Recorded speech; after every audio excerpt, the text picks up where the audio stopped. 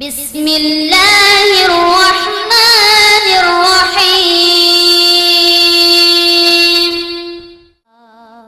ज़मीं मैली नहीं होती, ज़मन मैला नहीं होता। अस्सलामु अलैकुम വറഹ്മത്തുള്ളാഹി വബറകാതുഹു. തീർത്തും സമകാലികമായ ഒരു വിഷയമാണ് നമുക്കിവിടെ ചർച്ച ചെയ്യാനുള്ളത്. വരൾച്ച, പ്രതിയും പ്രതിവിധി. വരൾച്ച ബാധിച്ചിരിക്കുന്നത് രണ്ട് തരത്തിലാണ് എന്ന് ഞാൻ മനസ്സിലാക്കുന്നു. ഒന്ന്, നമ്മുടെ ഹൃദയത്തിൽ ആത്മീയമായ ഒരു ശകലങ്ങളും ഇല്ലാതെ വരൾച്ച ബാധിച്ചിരിക്കുകയാണ്. ആ വരൾച്ച കാരണമാണ് പ്രകൃതിയിൽ ഇന്നു നാം അനുഭവിച്ചുകൊണ്ടിരിക്കുന്ന വരൾച്ചയിൽ. ഇൻഷാ അല്ലാഹ്, ആരാണ് പ്രതി, എന്താണ് പ്രതിവിധി, നമ്മുടെ ഈ ചർച്ചയിൽ ചുരുങ്ങിയ രൂപത്തിൽ നമുക്ക് മനസ്സിലാക്കാം. ചില സ്ഥലങ്ങളിൽ ഞാൻ സൂചനകൾ മാത്രമേ തരുന്നുള്ളൂ. എന്റെ പ്രബുദ്ധമായ സദസ്സ് ആ സൂചനകളിൽ നിന്നും മറ്റു കാര്യങ്ങൾ വായിക്കേണ്ടതാണ് എന്ന് ഓർമ്മപ്പെടുത്തും. പ്രകൃതിയിലുണ്ടായ ഒരു വരൾച്ചയാണ് ജലദൗർലഭ്യം. ലോകത്തിനാകമാനം ഒരു വൻ ഭീഷണിയായി ജലത്തിന്റെ അളവിന്റെ കുറവ് സംഭവിച്ചുകൊണ്ടിരിക്കുകയാണ്. ഏറെക്കാലങ്ങളായി പത്രങ്ങളിലും മാസികകളിലും പ്രഭാഷണങ്ങളിലും നാം കേൾക്കുന്നത് ഇനിയൊരു മഹായുദ്ധം നടക്കുവാനുണ്ടെങ്കിൽ അത് ജലത്തിന് വേണ്ടിയായിരിക്കും. The next world war for water. ഇത് വായിച്ച നാം ഇതല്പം അതിരുകടന്നൊരു വാചകമാണെന്ന് പണ്ടൊക്കെ ചിന്തിച്ചിട്ടുണ്ടാവും. എന്നാൽ ഇത് അതിശയോക്തി നിറഞ്ഞൊരു വാക്യമല്ല എന്ന് തന്നെയാണ് സമകാലിക അനുഭവങ്ങൾ നമ്മെ പഠിപ്പിക്കുന്നത്. ഓരോ ദിവസത്തെയും പത്രമാധ്യമങ്ങൾ കേരളത്തിന്റെ മുക്കുമൂലകളിൽ സംഭവിച്ചുകൊണ്ടിരിക്കുന്ന സൂര്യാഘാതങ്ങൾ റിപ്പോർട്ട് ചെയ്യുന്നുണ്ട്. മുമ്പെങ്ങും ഇല്ലാത്ത വിധം കേരളത്തിൽ സൂര്യാഘാതം സംഭവിച്ച വാർത്തകളാണ് ഓരോ ദിവസവും പുറത്തു വന്നുകൊണ്ടിരിക്കുന്നത്. സ്വന്തം കിണറ്റിലെ വെള്ളം അതൊരിക്കലും വറ്റുകയില്ല. എന്റെ കിണറ്റിൽ ധാരാളം ഊറ്റുണ്ട്. എവിടെ വറ്റിയാലും എന്റെ കിണറ്റിലെ വെള്ളം അല്ലെങ്കിൽ ഞങ്ങളുടെ കിണറ്റിലെ വെള്ളം വറ്റുകയില്ല എന്ന് ദിവാസ്വപ്നം കണ്ട് നടന്നിരുന്ന ആളുകളുടെ കിണറ്റിൽ പോലും ഇന്ന് വെള്ളം വളരെ ഭയാശങ്കമായ രീതിയിൽ കുറഞ്ഞുകൊണ്ടിരിക്കുന്ന സാഹചര്യമാണ്.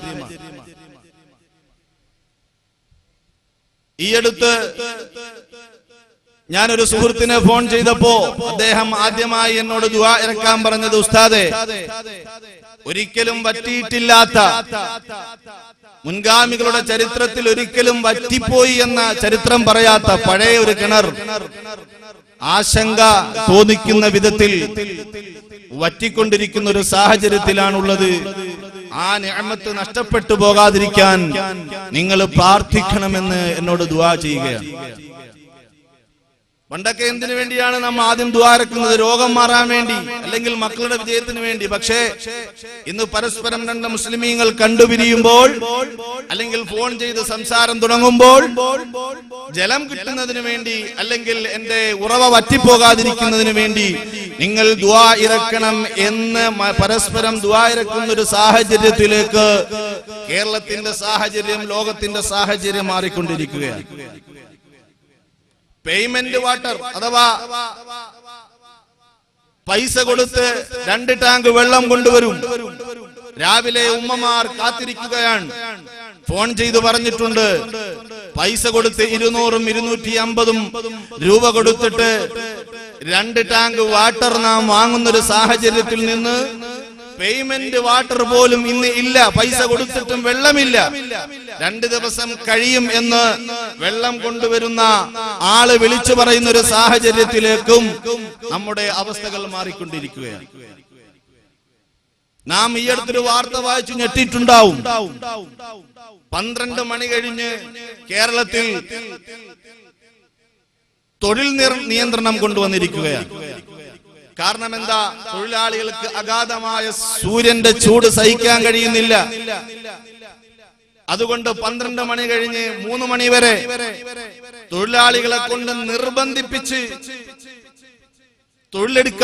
എടുപ്പിക്കാൻ പാടില്ല എന്ന് നമ്മുടെ സംസ്ഥാനത്ത് നിയമസഭ നിയമം പാസാക്കിയിരിക്കുന്നു. സുബ്ഹാനല്ലാഹ്, പണ്ടുകാലങ്ങളിൽ ഗൾഫിൽ നിന്നൊക്കെ വന്നിരുന്ന ഒരു വാർത്തയാണിത്. ഗൾഫ് നാടുകളിൽ നിന്ന് അതിശക്തമായ ചൂടിന്റെ സമയത്ത് നോമ്പ് പിടിച്ചിട്ട് ആ തൊഴിലാളികൾക്ക് തൊഴിലിന് നിയന്ത്രണം ഏർപ്പെടുത്തിയിരുന്ന സൗദിയിൽ നിന്നും ദുബൈയിൽ നിന്നും മറ്റു രാഷ്ട്രങ്ങളിൽ നിന്നും നാം കേട്ടിരുന്നൊരു വാർത്ത നമ്മുടെ ഈ കൊച്ചു കേരളത്തിൽ, സമൃദ്ധമായ കൊച്ചു കേരളത്തിൽ നിന്ന് കേൾക്കേണ്ടി വരുന്ന ഒരു സാഹചര്യത്തിലേക്ക് നാം എത്തിപ്പുറപ്പെട്ടത് എത്രമാത്രം ഈ ഒരു അവസ്ഥയുടെ ഭീഷണി വളരെ ശക്തമാണ് എന്ന് നാം മനസ്സിലാക്കേണ്ടതുണ്ട്. 17/4/2013 ഇറങ്ങിയ ഒരു പത്രത്തിൽ ഗൂഡല്ലൂരിൽ കുടിവെള്ള പ്രശ്നവുമായി ബന്ധപ്പെട്ട് 2 സഹോദരങ്ങളെ ഒരാൾ കുത്തിക്കൊന്ന വാർത്ത നാം വായിച്ചിട്ടുണ്ടാവും.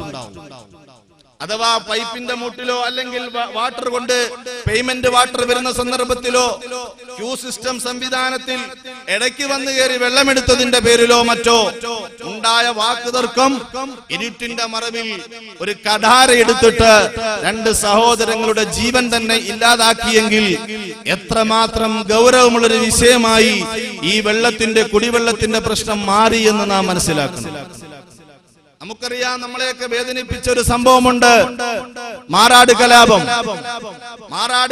കലാപവുമായി ബന്ധപ്പെട്ട് പല വസ്തുക്കളും ഉപയോഗശൂന്യമായ കൂട്ടത്തിൽ ഒരു പൊതുകിണർ ഉപയോഗശൂന്യമായിരുന്നു. കഠിനമായ ചൂടിൽ എല്ലാ കിണറ്റിലും വെള്ളം വറ്റിയപ്പോൾ അവിടുത്തെ സാമൂഹ്യ പ്രവർത്തകർ ചിലർ വന്നിട്ട് ഈ മലിനപ്പെട്ടുപോയ കിണറ്, ഉപയോഗശൂന്യമായ കിണറ് എല്ലാവരും കൂടി ഒന്ന് വൃത്തിയാക്കുകയുണ്ടായി. മനുഷ്യൻ പരസ്പരം മതത്തിന്റെ പേരിൽ സ്പർദ്ധ വളർത്തുന്നത്, ഇവിടെ ജലം കിട്ടാതിരിക്കുമ്പോൾ പിന്നെ അതൊന്നും ഇവിടെ നോട്ടമില്ലല്ലോ. ജലം എന്ന് പറയുന്നത് നമ്മുടെ ജീവിതത്തിന്റെ എല്ലാ ഭാഗത്തും പ്രതിസന്ധി ഉണ്ടാക്കുന്ന കാര്യമാണ്. അതുകൊണ്ട് തൽക്കാലം ആ വെറുപ്പും വിദ്വേഷങ്ങളും മാറ്റിവെച്ചിട്ട് അവർ ആ കിണറിനെ ശുദ്ധിയാക്കിയപ്പോൾ, അതിൽ നിന്ന് കുടിവെള്ളം എടുക്കാൻ തുടങ്ങിയപ്പോൾ രാത്രിയുടെ മറവിൽ ഇരുട്ടിന്റെ ആനുകൂല്യം മുതലെടുത്ത് ചില കാപാലികർ ഉജാല അതിൽ ഒഴിച്ചതായി ഒരു വാർത്ത നാം വായിച്ചു. രാവിലെ വെള്ളം കോരാമെന്ന വീട്ടമ്മമാർ നോക്കുമ്പോൾ ആ കുടിവെള്ളം നല്ല നീലിമയായി മാറി. ടെസ്റ്റ് ചെയ്തപ്പോൾ അത് ഉജാലയാണ്. ഈ രീതിയിൽ സർവ പ്രതിസന്ധികളും മനുഷ്യൻ, കേരളത്തിലെ നമ്മുടെ സഹോദരങ്ങൾ നാം ഒക്കെയും അനുഭവിച്ചു കൊണ്ടിരിക്കുകയാണ്. ഈ വാർത്തകൾ നമ്മെ പഠിപ്പിക്കുന്നത് ഇത് നിസ്സാരമായ കാര്യമല്ല, ഇത് അമൂല്യമായ ഒരു നിഅമത്താണ്. ഇത് ഉപയോഗിക്കുന്നതിൽ ഉമ്മമാരടക്കം പെങ്ങന്മാരടക്കം എല്ലാവരും ശ്രദ്ധ കേന്ദ്രീകരിച്ച് ഈ നിഅമത്ത് നിലനിർത്താൻ വേണ്ടി അല്ലാഹുവിനോട് പ്രാർത്ഥിച്ച് ഇതിന്റെ മഹത്വം മനസ്സിലാക്കി പ്രവർത്തിക്കേണ്ട സമയം അതിക്രമിച്ചു പോയി എന്ന് ഞാൻ പറയാൻ ഓർമ്മപ്പെടുത്തുകയാണ്. എന്റെ പ്രിയപ്പെട്ടവരെ, 500 കൊല്ലം മുമ്പ് ഫത്ഹുൽ മുഈൻ എന്ന ഗ്രന്ഥം, ശാഫി മദ്ഹബിലെ ആധികാരിക ഗ്രന്ഥം എഴുതിയപ്പോൾ സൈനുദ്ദീൻ മഖ്ദൂം റളിയല്ലാഹു അൻഹു വെള്ളമില്ലാത്ത സാഹചര്യത്തിൽ ഇബാദത്തിന് മുടക്കം സംഭവിക്കാൻ പാടില്ല എന്ന സുന്ദരമായൊരു നിയമം, അതിന് വെള്ളത്തിന് പകരം ഒളു ചെയ്യാൻ ഒളുവിന് പകരം തയമ്മും, നിർബന്ധമായ കുളിക്ക് പകരം തയമ്മും, ഇതിന്റെ ചർച്ച വളരെ ചുരുങ്ങിയതായി മറ്റ് ഫിഖ്ഹി ഗ്രന്ഥങ്ങളിൽ നിന്നും ഫത്ഹുൽ മുഈനിൽ നമുക്ക് കാണാൻ കഴിയും. കാരണം എന്താ? ഫത്ഹുൽ മുഈൻ രചിക്കപ്പെടുന്നത് കേരളക്കരയിൽ നിന്നാണ്. കേരളക്കരയിലാണെങ്കിലോ വലിയ ജലക്ഷാമം ഉണ്ടാകുന്ന സ്ഥലമല്ല എന്നതുകൊണ്ട് തന്നെ ജലമില്ലാത്തപ്പോൾ എങ്ങനെയാണ് വിശ്വാസികൾ ഇബാദത്തിന്റെ ശർത്തും ഫർളും നിർവഹിക്കേണ്ടത് എന്ന ചർച്ച വരുന്നിടത്ത് വളരെ ചുരുങ്ങിയ രീതിയിൽ ആ ചർച്ച അവസാനിപ്പിച്ചത് ഒരു കാലത്തും ജലം വറ്റിപ്പോകാൻ സാധ്യതയില്ല എന്ന നമ്മുടെ മുൻഗാമികളുടെ ഒരു ചിന്തയിൽ നിന്നാണ്. ഈ ഒരു സാഹചര്യത്തിൽ നിന്നാണ് ഇന്ന് നാം ജലത്തിന് വേണ്ടി ഓടുന്നത്. എന്താണ് നമുക്ക് സംഭവിച്ചത് എന്നറിയില്ല, എവിടെയാണ് പിഴച്ചത് എന്നറിയില്ല. എന്നാൽ പ്രകൃതിയോടും സമൂഹത്തോടും അതിലുപരി സൃഷ്ടാവിനോടും ചേർന്നു നിന്ന് ജീവിക്കാനാണ് പരിശുദ്ധ ദീനുൽ ഇസ്ലാം കൽപ്പിച്ചത്. ആ കൽപ്പനകൾ മനുഷ്യൻ അവഗണിച്ചപ്പോഴാണ് ഭൂമിയിൽ കുഴപ്പങ്ങൾ ഉണ്ടായത്.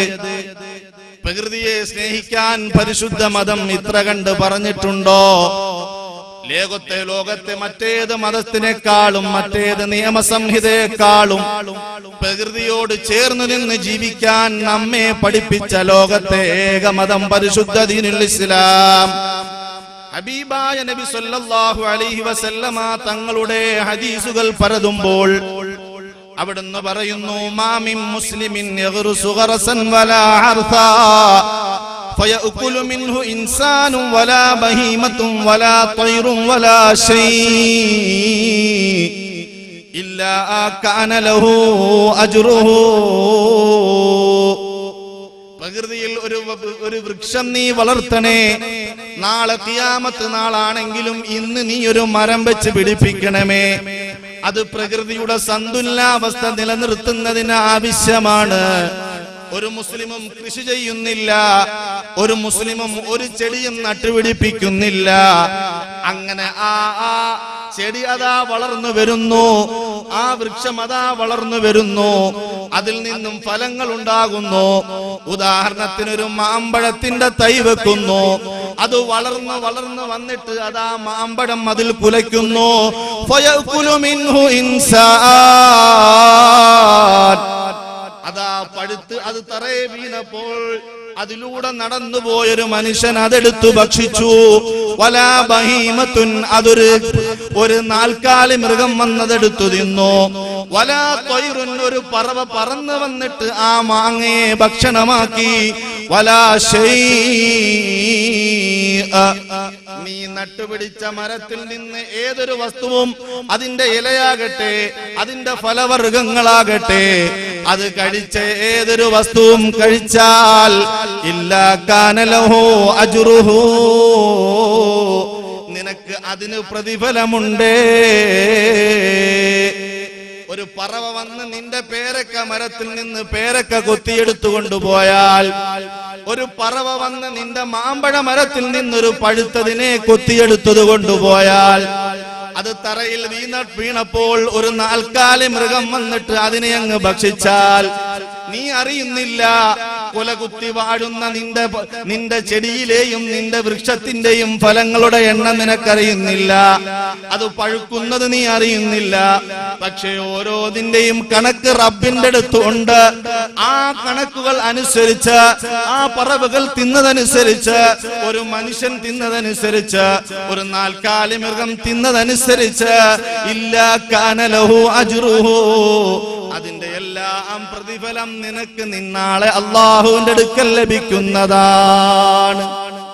ഒരു വൃക്ഷം നട്ടുപിടിപ്പിക്കാൻ ഹബീബായ നബി സല്ലല്ലാഹു അലൈഹി വസല്ലമ തങ്ങൾ നമ്മളോട് പറയുകയാണ്, പ്രകൃതിയെ സ്നേഹിക്കണം. ഈ വിഷയത്തിൽ നാം പരതുമ്പോൾ എത്രയെത്ര ഹദീസുകളാണ് നബി തങ്ങൾ പറഞ്ഞത്. മൻ ഗറസ ഗർസൻ, ഒരാൾ ഒരു കൃഷിയങ്ങ് ചെയ്യുന്നു, ഫഅസ്മറ, ആ കൃഷിയങ്ങ് ഫലപുഷ്ടിയാകുന്നു, അഅതാഹുല്ലാഹു മിനൽ അജ്രി അദദ മാ യഖ്റുജു മിനസ് സമറ, അതിൽ എത്ര മാങ്ങയുണ്ട് ആ മാങ്ങയുടെ കണക്കനുസരിച്ച് നിനക്ക് അള്ളാഹു പ്രതിഫലം തരുന്നു. എത്ര പേരക്കയുണ്ട് ആ പേരക്കയുടെ കഥനനുസരിച്ച് നിനക്ക് അള്ളാഹു പ്രതിഫലം തരുന്നു. ഏതെല്ലാം മരങ്ങളാണ് നീ വെച്ച് പിടിപ്പിക്കുന്നത്, അത് വളർന്നു വന്നാൽ, അത് പ്രകൃതിയിൽ അതിൻ്റെതായ സംഭാവനകൾ ചെയ്താൽ നീ അറിയാതെ നിന്റെ അക്കൗണ്ടിലേക്ക് പ്രതിഫലം എത്തുന്നതെന്ന് മുഹമ്മദുർ റസൂലുള്ളാഹ്.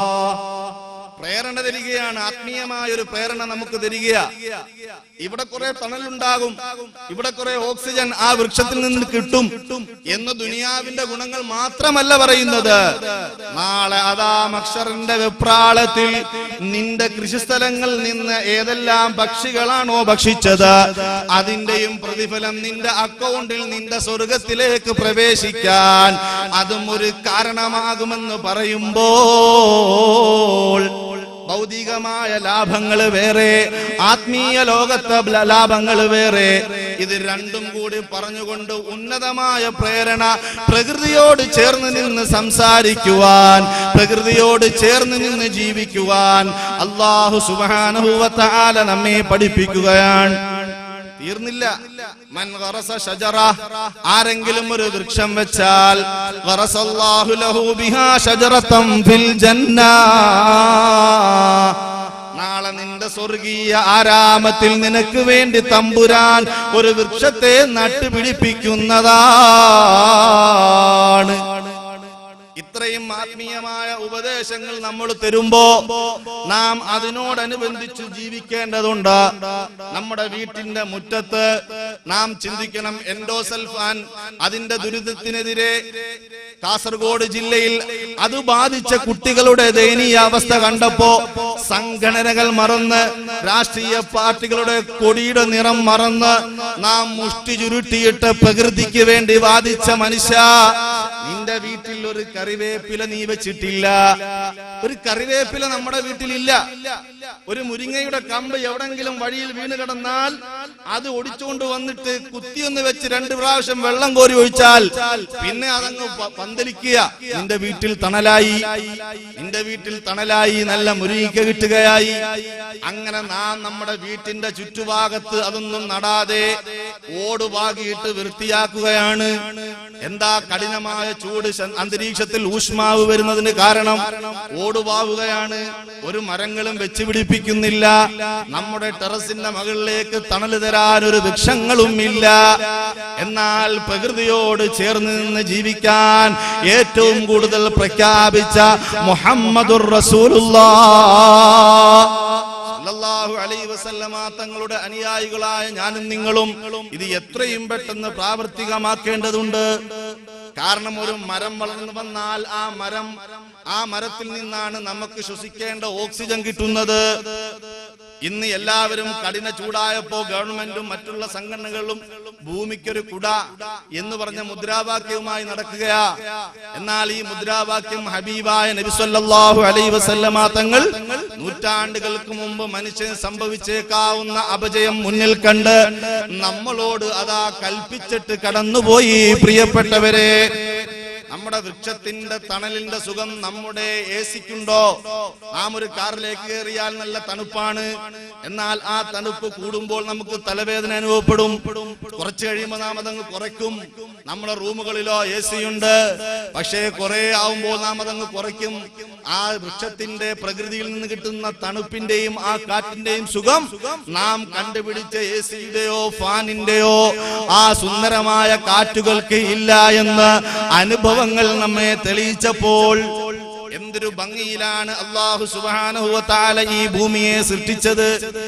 എന്തോ ഒരു രസത്തിലാണ് ഈ ഭൂമിയിലേക്ക് നാം ഒന്ന് കണ്ണു നട്ടു നോക്കിക്കഴിഞ്ഞാൽ ഇതിന്റെ പച്ചപ്പും സൗകുമാര്യതയും നമ്മെ ആസ്വദിപ്പിക്കുകയാണ്.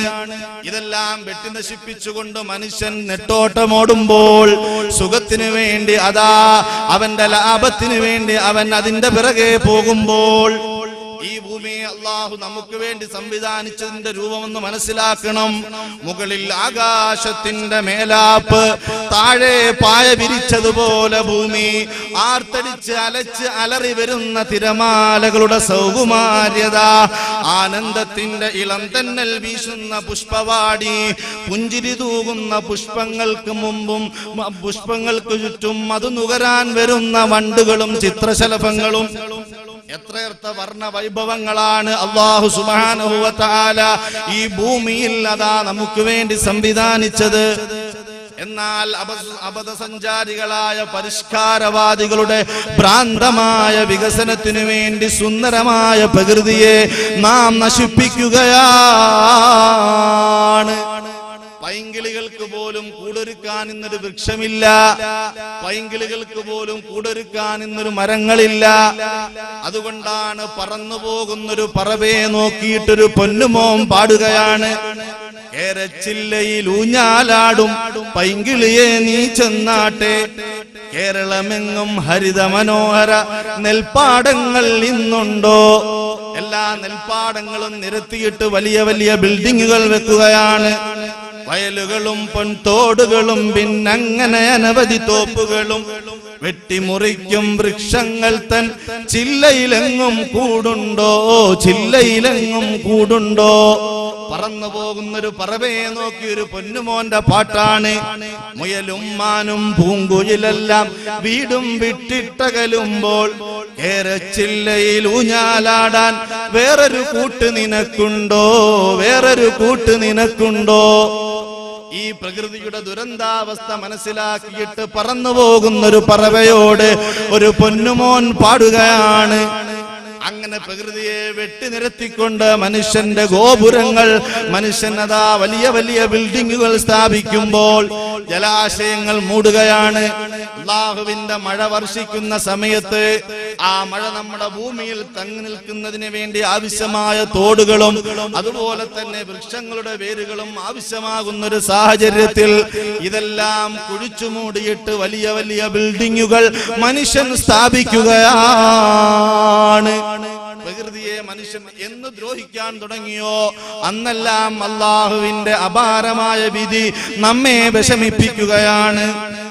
ഒരു തരത്തിൽ വെട്ടിനിരത്തലുകളും മണ്ണിട്ടുപൊക്കലുകളും ഒരു ഭാഗത്ത് തകൃതിയായി നടക്കുമ്പോ മറുവശത്ത് സുന്ദരമായ ഭൂമിയെ, സുന്ദരമായ ആ ശരീരത്തിൽ സുന്ദരമായ അന്തരീക്ഷത്തിന്റെ സുഗന്ധത്തെ നാം നശിപ്പിക്കുകയാണ്. മാലിന്യ സംസ്കരണം ഒരു വലിയ വിഷയമായി വന്നിരിക്കുകയാ. മാലിന്യ സംസ്കരണം നാം മനസ്സിലാക്കണം. ഹബീബായ നബി സല്ലല്ലാഹു അലൈഹി വസല്ലമ തങ്ങളുടെ കാലഘട്ടത്തിൽ ഒരുപാട് മരുഭൂമിയുണ്ട്, ഒരുപാട് സ്ഥലങ്ങളുണ്ട്. തുച്ഛമായ വേസ്റ്റുകൾ കൊണ്ട് മാറ്റുവാൻ, മരുഭൂമിയുടെ വിജനതയിൽ കൊണ്ട് കളയുവാൻ ധാരാളം സ്ഥലമുണ്ട്. ആ ഒരു സമയത്താണ് ഹബീബായ മുഹമ്മദുർ റസൂലുള്ളാഹി സ്വല്ലല്ലാഹു അലൈഹി വസല്ലമ തങ്ങൾ വരുന്നത്. തമോയുഗത്തിലെ അന്ധകാരത്തിന്റെ നിത്യോപാസകരോട് സമാധാനത്തിന്റെ ജീവൽ പ്രഭാവങ്ങൾ വിളിച്ചോതിയ, ശാന്തിയുടെ സ്വച്ഛന്ത മേഖലകളെ സമ്മാനിച്ച പരിശുദ്ധ മതം പറയുകയാണ്. عن أبي هريرة رضي الله عنه أن رسول الله صلى الله عليه وسلم قال اتقوا اللعانين.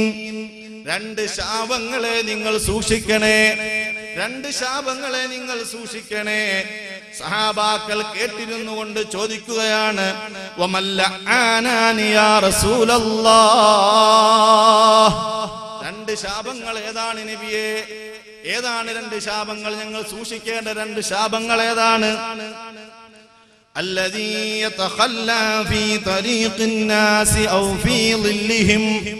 ഹബീബായ നബി സല്ലല്ലാഹു അലൈഹി വസല്ലമ തങ്ങൾ പറയുന്നു, വിശ്രമിക്കുന്ന സ്ഥലത്തും സഞ്ചരിക്കുന്ന വഴികളിലും മലിനം കൊണ്ട് ഇടുന്ന അപ്പോൾ മനുഷ്യന്മാര് പറയുന്ന ശാപങ്ങളാണ് നിങ്ങൾ സൂക്ഷിക്കേണ്ട രണ്ട് ശാപങ്ങൾ.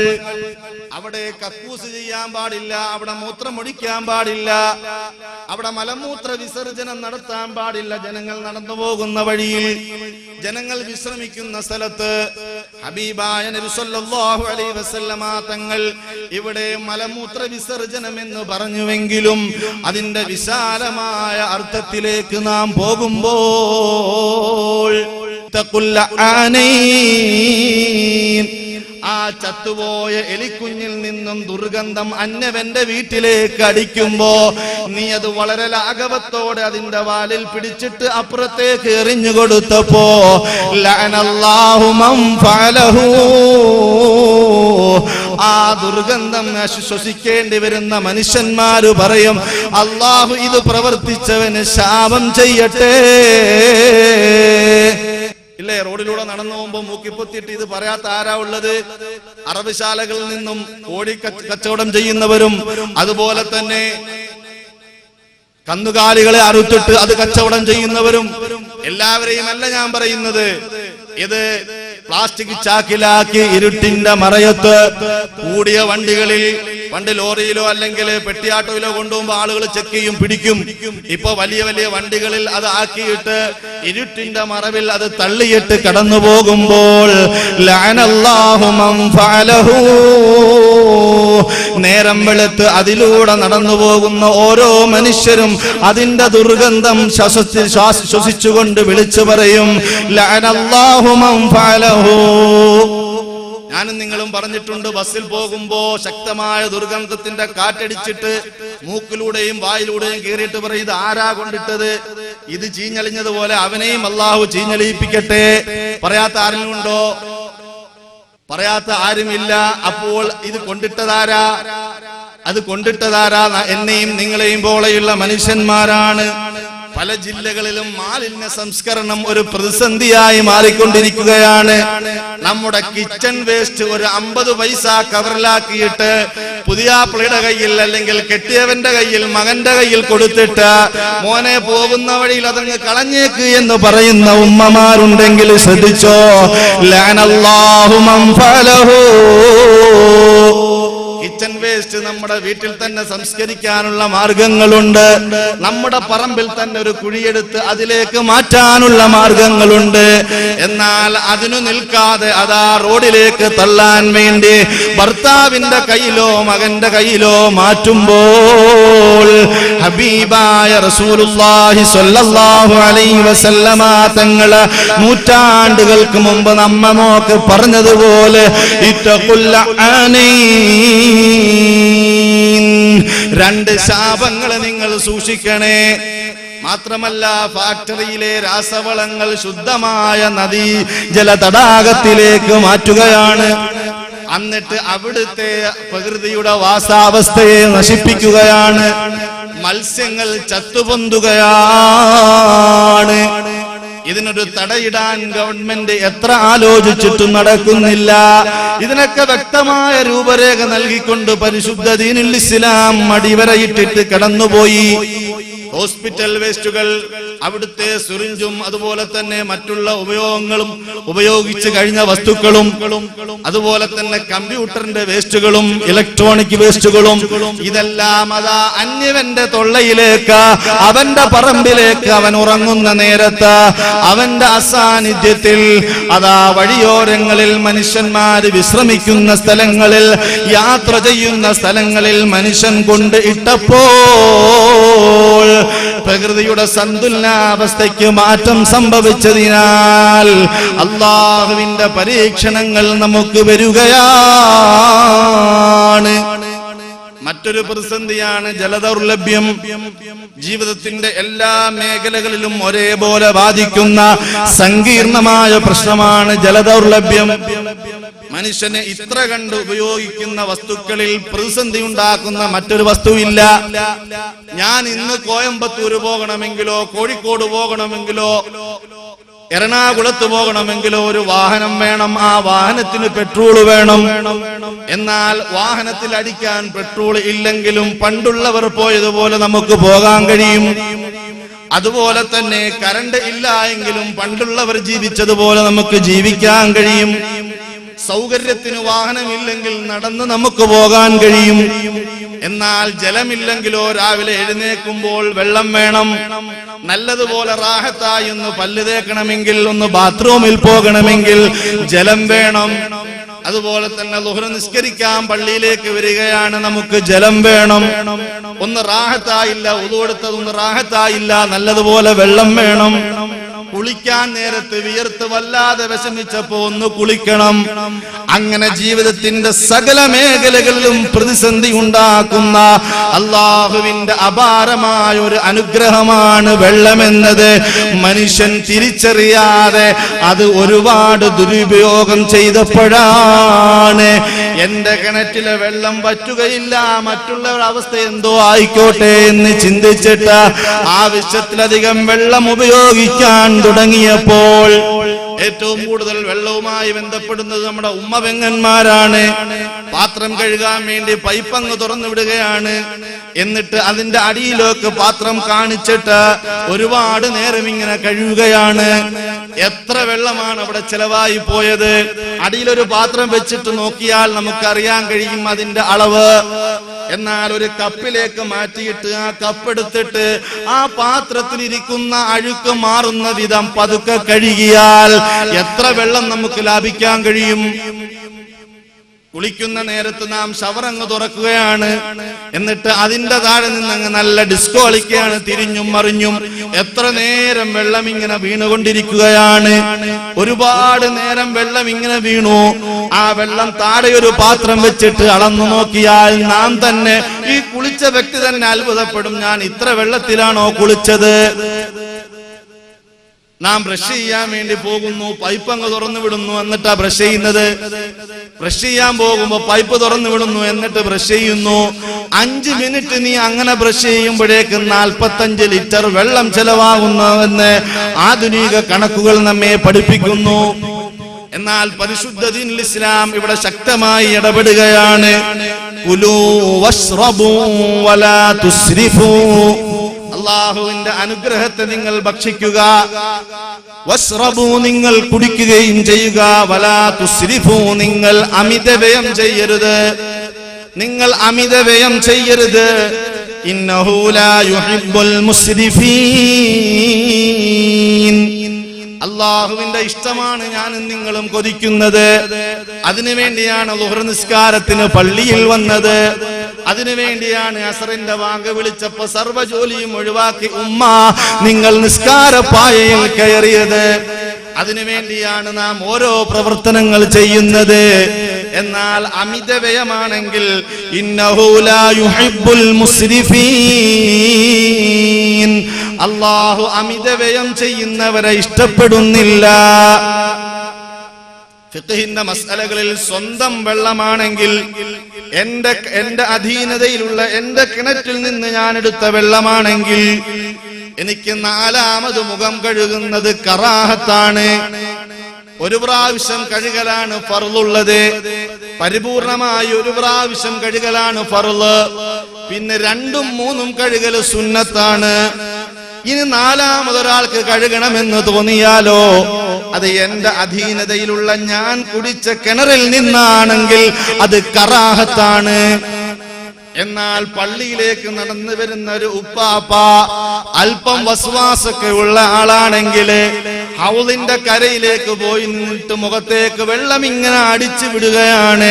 4ാമത് കഴുകുന്നത് ഹറാമാണ്. കാരണം അത് പൊതുമുതലാണ് വെള്ളം. അത് ഒരാളുടെ അല്ല, പള്ളി ഒരാളുടേതല്ല, പള്ളിയിലെ വെള്ളം ഒരാളുടേതല്ല, അത് വഖഫ് സ്വത്താണ്. ആ പൊതുമുതലിൽ നിന്ന് നിന്റെ അനാവശ്യത്തിന് നീ ഉപയോഗിക്കുന്നത് ഹറാമാണ്. സല്ലല്ലാഹു അലൈഹി വസല്ലമ തങ്ങൾ പരിശുദ്ധ ഖുർആനിനെ ജീവിതത്തിലേക്ക് ആവാഹിച്ച മഹാമനുഷ്യനാണ്. പരിശുദ്ധ ഖുർആനിന്റെ ആശയതലങ്ങളെ തന്റെ ജീവിതത്തിലേക്ക് ആവാഹിച്ച് എന്റെ ജീവിതമാണ് എന്റെ സന്ദേശമെന്ന് പ്രഖ്യാപിച്ച മുഹമ്മദുർ റസൂലുള്ളാഹ് സല്ലല്ലാഹു അലൈഹി വസല്ലമ തങ്ങൾ വെള്ളമുള്ള സമയത്തും വെള്ളമില്ലാത്ത സമയത്തും വുളു എടുത്ത് നമുക്ക് കാണിച്ചു തന്നു. വെള്ളമുള്ള സമയത്തും വെള്ളമില്ലാത്ത സമയത്തും കുളിച്ചും നമുക്ക് കാണിച്ചു തന്നു.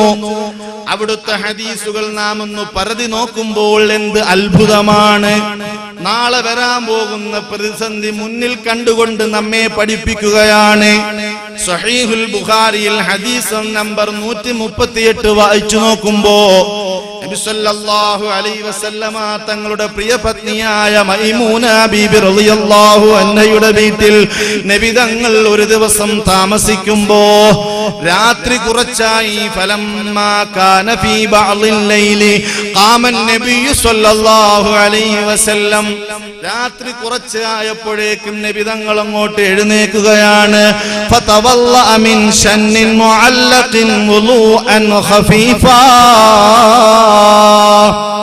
അവിടെ കെട്ടിവെച്ചിരിക്കുന്ന ഒരു തോൽപാത്രത്തിൽ, പഴയ ഒരു തോൽപാത്രത്തിൽ നിന്ന് ലഘുവായ ഒരു വുളു ചെയ്തു. ഹദീസ് പറയുകയാണ് വുളുഅൻ ഖഫീഫ, ലഘുവായ ഒരു വുളു. ലഘുവായ വുളു എന്ന് പറഞ്ഞാൽ ഫർള് മാത്രം നിർവഹിക്കുന്ന വുളു. ഒരു പ്രാവശ്യം മുഖം കഴുകുക, ഒരു പ്രാവശ്യം കൈ കഴുകുക, ഒരു പ്രാവശ്യം തലതടവുക, ഒരു പ്രാവശ്യം കാല് കഴുകുക. വുളുഇന്റെ ഫർളായ കാര്യങ്ങൾ 6 എണ്ണമാണ്. ഈ 6 എണ്ണത്തിൽ ഒന്നാമത്തത് നിയ്യത്താണ്, രണ്ടാമത്തത് മുഖം കഴുകലാണ്. ഈ മുഖം കഴുകൽ 1 കഴുകലാണ് പരിപൂർണമായി, അത് ഫർളായി വരുന്നത്. എന്നാൽ ഞാൻ നിങ്ങളോ പൈപ്പ് ഒരുപാട് തുറന്നിട്ടങ്ങ് വുളു എടുക്കുക. നമ്മുടെ വിചാരം എന്താ? ധാരാളം വെള്ളം ഉപയോഗിക്കുന്നത് അത് ശുദ്ധിയുടെ ലക്ഷണമാണെന്നാണോ? എന്നാൽ എന്റെ പ്രിയപ്പെട്ടവരെ മനസ്സിലാക്കുക, അത് മാനസിക വൈകല്യമാണ്. അത് മാനസിക വൈകല്യമാണ്. നമ്മളെന്താ വിചാരിച്ചത്? ധാരാളം വെള്ളം ഉപയോഗിച്ച് കുളിക്കുന്നതും കഴുകുന്നതും പാത്രം കഴുകുന്നതും കിച്ചണിൽ ഉപയോഗിക്കുന്നതും അത് ശുദ്ധി, ഞാനൊരു ശുദ്ധിയുള്ള പെണ്ണാണ്, ഞാനൊരു ശുദ്ധിയുള്ള ആണാണ് എന്ന് ആരും കരുതണ്ട. അത് മാനസിക വൈകല്യമാണെന്ന് ഹദീസുകൾ നമ്മെ പഠിപ്പിക്കുകയാണ്. മൈമൂന ബീബി റളിയല്ലാഹു അൻഹയുടെ വീട്ടിൽ താമസിച്ചപ്പോ രാത്രി തഹജ്ജുദ് നിസ്കരിക്കാൻ എഴുന്നേറ്റ നബി സല്ലല്ലാഹു അലൈഹി വസല്ലമ തങ്ങളെ ലഘുവായ ഒരു വുളു ചെയ്തതായി ഹദീസ് നമ്മെ പഠിപ്പിക്കുകയാണ്. ഇത് സഹാബാക്കൾ കണ്ടിട്ട് അവരെങ്ങനാ ചെയ്തത്? ബുഖാരിയിലെ തന്നെ 140-ാമത്തെ ഹദീസ് അൻ ഇബ്നു അബ്ബാസ് റളിയല്ലാഹു അൻഹു. ഇബ്നു അബ്ബാസ് എന്ന് പറയുന്ന ഒരു സഹാബി, പ്രഗൽഭനായ സഹാബിയാണ്. അന്നഹു തവല്ലഅ, അദ്ദേഹം വുളു ചെയ്യുകയാണ്. ഫഗസല വജ്ഹഹു അഖദ ഗർഫതൻ മിമ്മാ, മുഖം കഴുകുന്നത് ഒരു കോരൽ വെള്ളത്തിൽ നിന്നാണ്. ഒരു കോരൽ വെള്ളമെടുത്തിട്ട് 2 കൈയും ചേർത്ത് പിടിച്ചിട്ടാണ് മുഖം കഴുകുന്നത്. ഒരു കോരൽ വെള്ളമെടുത്തിട്ട് 2 കൈയും ചേർത്ത് പിടിച്ചിട്ടാണ് മുഖം കഴുകുന്നത്. ഹദീസ് തുടരുന്നു.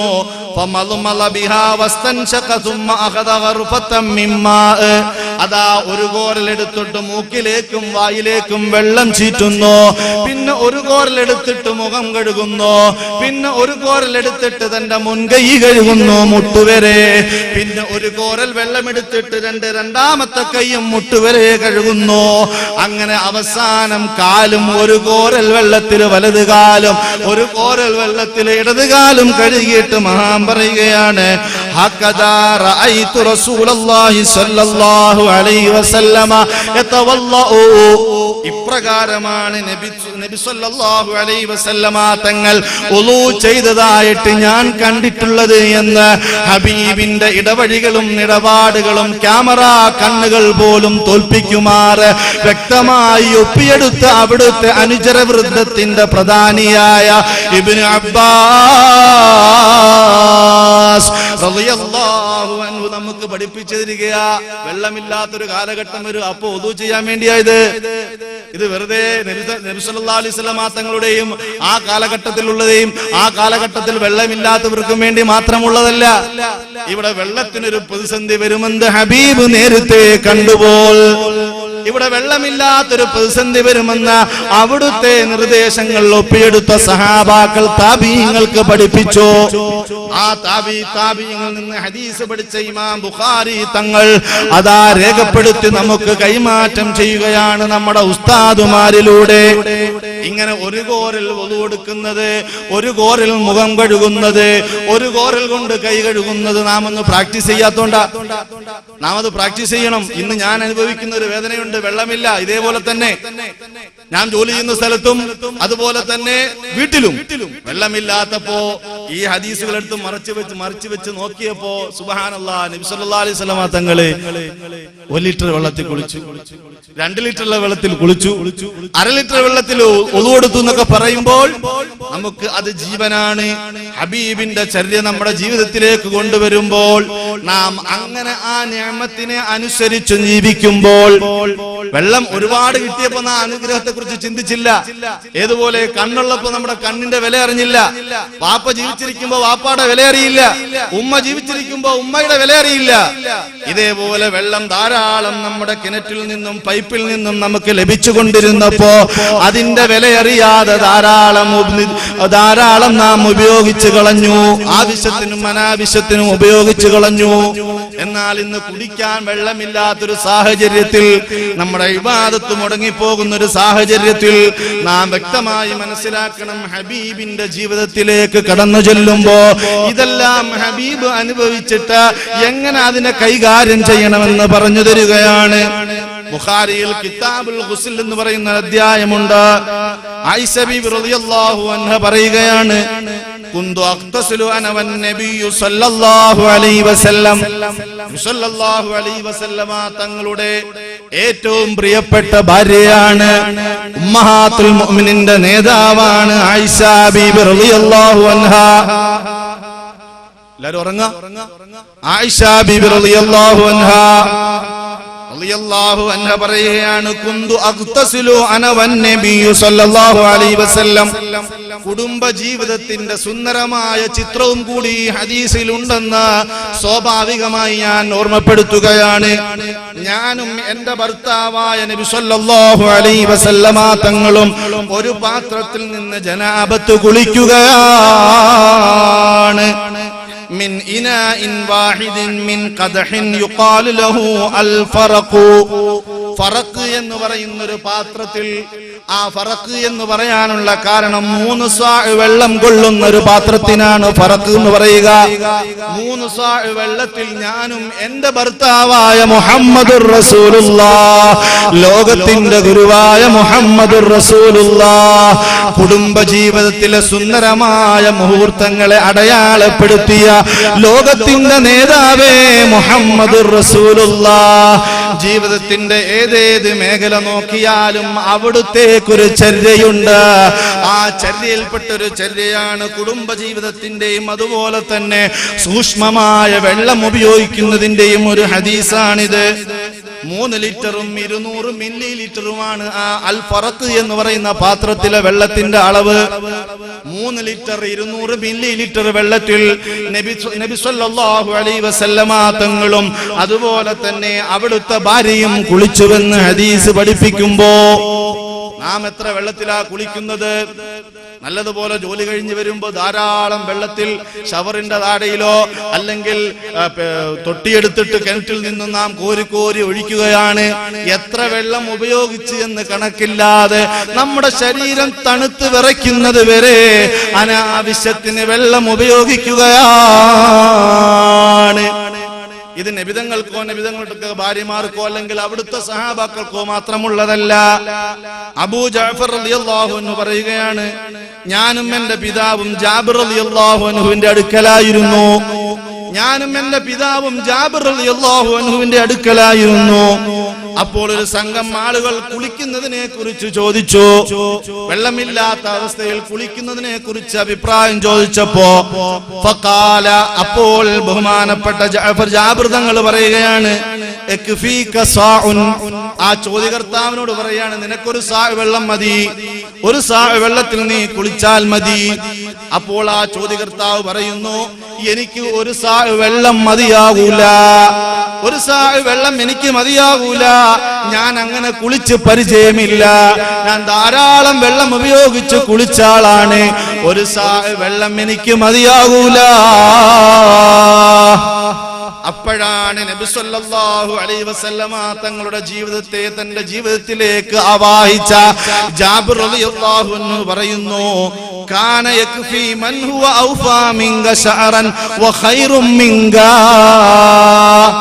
എടോ മനുഷ്യ, നിന്നെക്കാളും ശ്രേഷ്ഠരായ, നിന്നെക്കാളും ധാരാളം മുടിയുണ്ടായിരുന്ന ഒരു നേതാവിന് ഒരു സാ വെള്ളം മതിയായിരുന്നു, അവിടുത്തെ കുളിക്ക് ഒരു സാ വെള്ളം മതിയായിരുന്നു. എന്നിട്ടാണോ എത്രയോ പിന്നോട്ട് പോകുന്ന, അത്രയ്ക്കും മുടിയില്ലാത്ത ഒരു സഹാബി പോലും അല്ലാത്ത നിനക്ക് എന്താടോ ഒരു സാ വെള്ളം കൊണ്ട് പറ്റത്തില്ലയോ എന്ന് പറഞ്ഞുകൊണ്ട് ആ ജാബിർ റളിയല്ലാഹു അൻഹു നബി സല്ലല്ലാഹു അലൈഹി വസല്ലമ തങ്ങൾ കുളിച്ചത് ഒരു സാവ് കൊണ്ട് വെള്ളത്തിലാണെന്ന്, അതുകൊണ്ട് നിനക്കും അത് മതിയെന്ന് പഠിപ്പിക്കുമ്പോൾ എന്റെ പ്രിയപ്പെട്ടവരെ, എന്റെ ശരീരത്തിനോട് ഞാൻ പറയുകയാണ്, ഒരു സാവ് വെള്ളം നിനക്ക് ആവശ്യമാണ്. എന്റെ പ്രിയപ്പെട്ടവരെ, നിങ്ങളോടും ഞാൻ ഉപദേശിക്കുകയാണ്, ധാരാളം വെള്ളം ഉപയോഗിച്ച് അള്ളാഹുവിന്റെ നിഅമത്തിന്റെ വില കുറച്ചു കാണാതെ ഒരു സാഅ് വെള്ളത്തിൽ 3 ലിറ്ററോ 1.5 ലിറ്ററോ 1 ലിറ്ററോ വെള്ളത്തിലൊക്കെ ഹബീബായ നബി സല്ലല്ലാഹു അലൈഹി വസല്ലമ തങ്ങൾ കുളിച്ചുവെന്ന് പറയുമ്പോൾ നാമും അത് ജീവിതത്തിലേക്ക് കൊണ്ടുവരുമ്പോൾ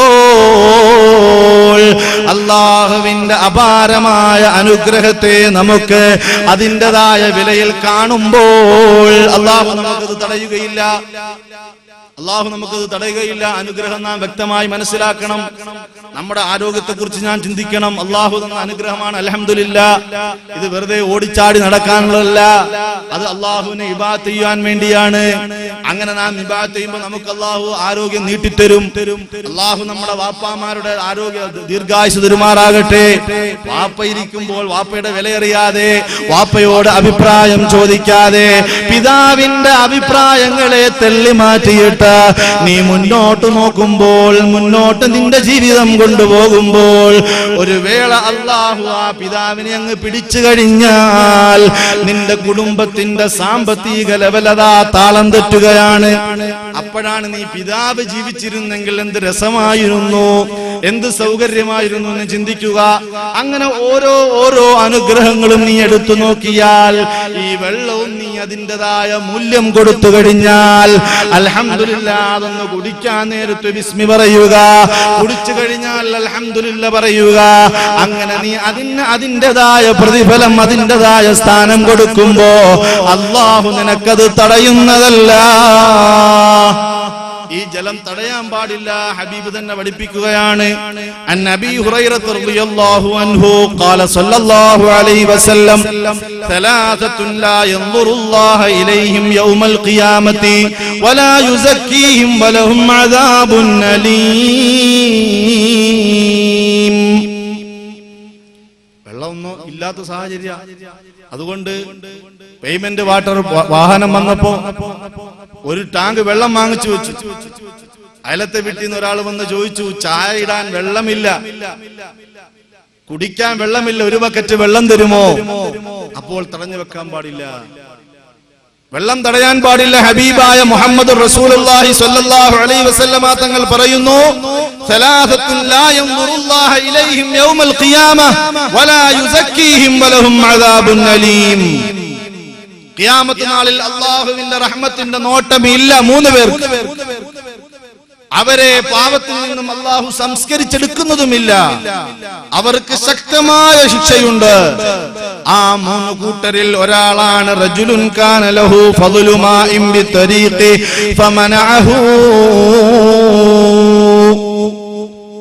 അതേ ആവശ്യത്തിലധികം വെള്ളമുണ്ടായിട്ട് ചോദിച്ചു വന്നൊരുത്തൻ അത് തടഞ്ഞാൽ നാളെ ഖിയാമത്ത് നാളിൽ അല്ലാഹുവിന്റെ കാരുണ്യത്തിന്റെ നോട്ടമില്ല എന്ന് മാത്രമല്ല, പാപം ചെയ്ത പാപികളെ അല്ലാഹു തന്നെ അവരെ സംസ്കരിച്ചിട്ട് സ്വർഗത്തിലേക്ക് വിടുന്ന സുന്ദരമായൊരു രംഗമുണ്ട്.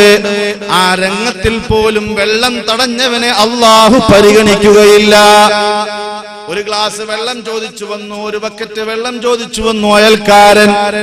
ഒരു കുപ്പി വെള്ളമുണ്ട്, ദാഹിച്ചു വലിഞ്ഞിരിക്കുന്ന സഹോദരൻ അടുത്ത സീറ്റിലിരുന്ന് ചോദിക്കുമ്പോ ഇല്ല തരില്ല എന്ന് പറഞ്ഞാൽ അത് മുസ്ലിമാവട്ടെ അമുസ്ലിമാവട്ടെ, മനുഷ്യനാകട്ടെ മനുഷ്യേതര ജീവിയാകട്ടെ, ഒരു പച്ചക്കരളുള്ള ഒരാൾക്കും നീ വെള്ളം തടയാൻ പാടില്ല എന്ന് മാനവികതയ്ക്ക് വേണ്ടി സംസാരിച്ച മുഹമ്മദുർ റസൂലുള്ളാഹി സ്വല്ലല്ലാഹു അലൈഹി വസല്ലമ തങ്ങൾ നമ്മെ പഠിപ്പിച്ചു തരികയാണ്. എന്നാൽ അപ്രഭാഗം ഒന്ന് ചിന്തിച്ചു നോക്കിയാൽ ഒരു മനുഷ്യന് വല്ലാത്ത ദാഹം വരികയാണ്. ദാഹം വന്നപ്പോൾ ദാഹത്തിന്റെ അവശത കൊണ്ട് അദ്ദേഹം ഒരു കിണറിന്റെ അടുക്കൽ ചെന്ന് ആ കിണറ്റിലേക്ക് പതുക്കെ പതുക്കെ ഇറങ്ങി താഴെ ചെന്ന് നിന്നിട്ട് അദ്ദേഹം ആവശ്യത്തിന് വെള്ളം കോരി കുടിക്കുന്നു. അദ്ദേഹത്തിന്റെ ദാഹം മാറി, അൽഹംദുലില്ലാഹ്. പതുക്കെ സ്റ്റെപ്പ് കയറി മുകളിലോട്ട് വരുമ്പോൾ ഒരു നായ മണ്ണ് കപ്പുകയാണ്, നനഞ്ഞ വെള്ളത്തിന്റെ മണ്ണ് കപ്പുകയാണ്. നബി സല്ലല്ലാഹു അലൈഹി വസല്ലമ തങ്ങൾ അവിടുത്തെ അനുയായികളെ സംസ്കരിച്ചെടുക്കുന്ന ചിത്രമാണ്. ആ ചിത്രം ഞാനിവിടെ നിങ്ങളിലേക്ക് പറയുമ്പോ എനിക്കൊരു സംസ്കരണം ഉണ്ടാകണം, അത് കേൾക്കുന്ന നിങ്ങൾക്കും ഒരു മാറ്റമുണ്ടാകണം. ഹബീബ് പറയുന്നു, ആ നനഞ്ഞ മണ്ണിലേക്ക് കപ്പുന്ന ജീവിയെ നോക്കിയിട്ട് ഈ ദാഹം മാറ്റിയ മനുഷ്യൻ ചിന്തിക്കുകയാണ്, റബ്ബേ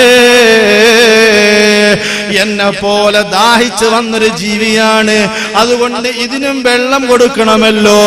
അവിടെ കോരാനൊരു പാത്രമില്ല, അവിടെ കോരാനൊരു തൊട്ടിയില്ല, മറ്റു മാർഗങ്ങളൊന്നുമില്ലാതെ അദ്ദേഹം ചിന്തിച്ചു കൊണ്ടിരിക്കുമ്പോ ആ മനുഷ്യൻ ധരിച്ച പ്രത്യേകമായൊരു ഷൂ അഴിക്കുകയാണ്.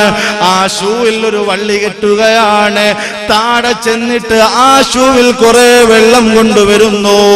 വെള്ളം കൊണ്ടുവന്നിട്ട് പതുക്കെ പതുക്കെ കയറി വന്ന ആ നായയുടെ മുന്നിലേക്ക് ആ ഷൂ അങ്ങ് വെച്ചു കൊടുക്കുമ്പോൾ ആ നായ ഓടി വന്നുകൊണ്ട് അതിന്റെ ദാഹം മാറ്റുകയാണ്. ഈ സംഭവത്തിന് ശേഷം അല്ലാഹു ഫഗഫറ ലഹു, അദ്ദേഹത്തിന് അല്ലാഹു സർവ്വ പാപങ്ങളും പുറത്തു കൊടുത്തു. ഈ ചരിത്രം കേട്ടപ്പോ സഹാബാക്കൾ ചോദിക്കുകയാണ്, യാ റസൂലല്ലാഹ് വ ഇന്ന ലനാ ഫിൽ ബഹാഇമി അജ്റാ, മൃഗങ്ങൾക്കും വെള്ളം കൊടുത്താൽ ഞങ്ങൾക്ക് കൂലിയുണ്ടോ? സാധാരണ മനുഷ്യൻ മനുഷ്യനെയല്ലേ സഹായിക്കാറുള്ളത്, മനുഷ്യന്റെ ദാഹം മനുഷ്യനല്ലേ അറിയുന്നത്, ഞങ്ങൾക്ക് അല്ലാതെ മൃഗങ്ങൾക്ക് കൊടുത്ത ചരിത്രമറിയില്ല. മാറ്റത്തിരുത്തലുകൾ പ്രഖ്യാപിച്ചുകൊണ്ട് 6-ാം നൂറ്റാണ്ടിന്റെ ഡാർക്ക് ഏജിനെ ആ കാടന്മാരെ മാറ്റിയെടുത്ത മുഹമ്മദുർ റസൂലുള്ളാഹ്, പച്ചക്കരളുള്ള സർവ്വജീവികൾക്കും വെള്ളം കൊടുത്താൽ നിങ്ങൾക്ക് കൂലി കിട്ടുമെന്ന് മാനവലോകത്തോട് വിളിച്ചു പറയാൻ പുന്നാര മുഹമ്മദുർ റസൂലുള്ളാഹ്, മുഹമ്മദുർ റസൂലുള്ളാഹ് സല്ലല്ലാഹു അലൈഹി വസല്ലമ തങ്ങൾ നമ്മെ പഠിപ്പിക്കുകയാണ്. ഇത്രയ്ക്കും വലിയ അനുഗ്രഹം അല്ലാഹു നമുക്ക് നഷ്ടമാക്കുന്നത് എങ്ങനെയാണ്? ഈ കുടിവെള്ളം അത് വലിയ അനുഗ്രഹമാണ്. നമ്മുടെ നിസ്കാരത്തിന് വെള്ളം അത്യന്താപേക്ഷിതമാണ്. നമ്മുടെ വലിയ അശുദ്ധി ഉണ്ടാകുമ്പോൾ, ഭാര്യഭർത്തൃത്വത്തിൽ ബന്ധത്തിലേർപ്പെട്ട് അല്ലെങ്കിൽ അശുദ്ധിയിൽ നിന്ന് ശുദ്ധിയാകുമ്പോൾ തുടങ്ങി നമ്മുടെ ഇബാദത്തുമായി ബന്ധപ്പെട്ട അല്ലാഹുമായുള്ള ആരാധനയുമായി ബന്ധപ്പെട്ട ഒരു വസ്തുവാണ് വെള്ളം. ഈ വെള്ളം അല്ലാഹു എങ്ങനെയാണ് തടയുന്നത്? അല്ലാഹു എന്തിനാണത് തടയുന്നത്?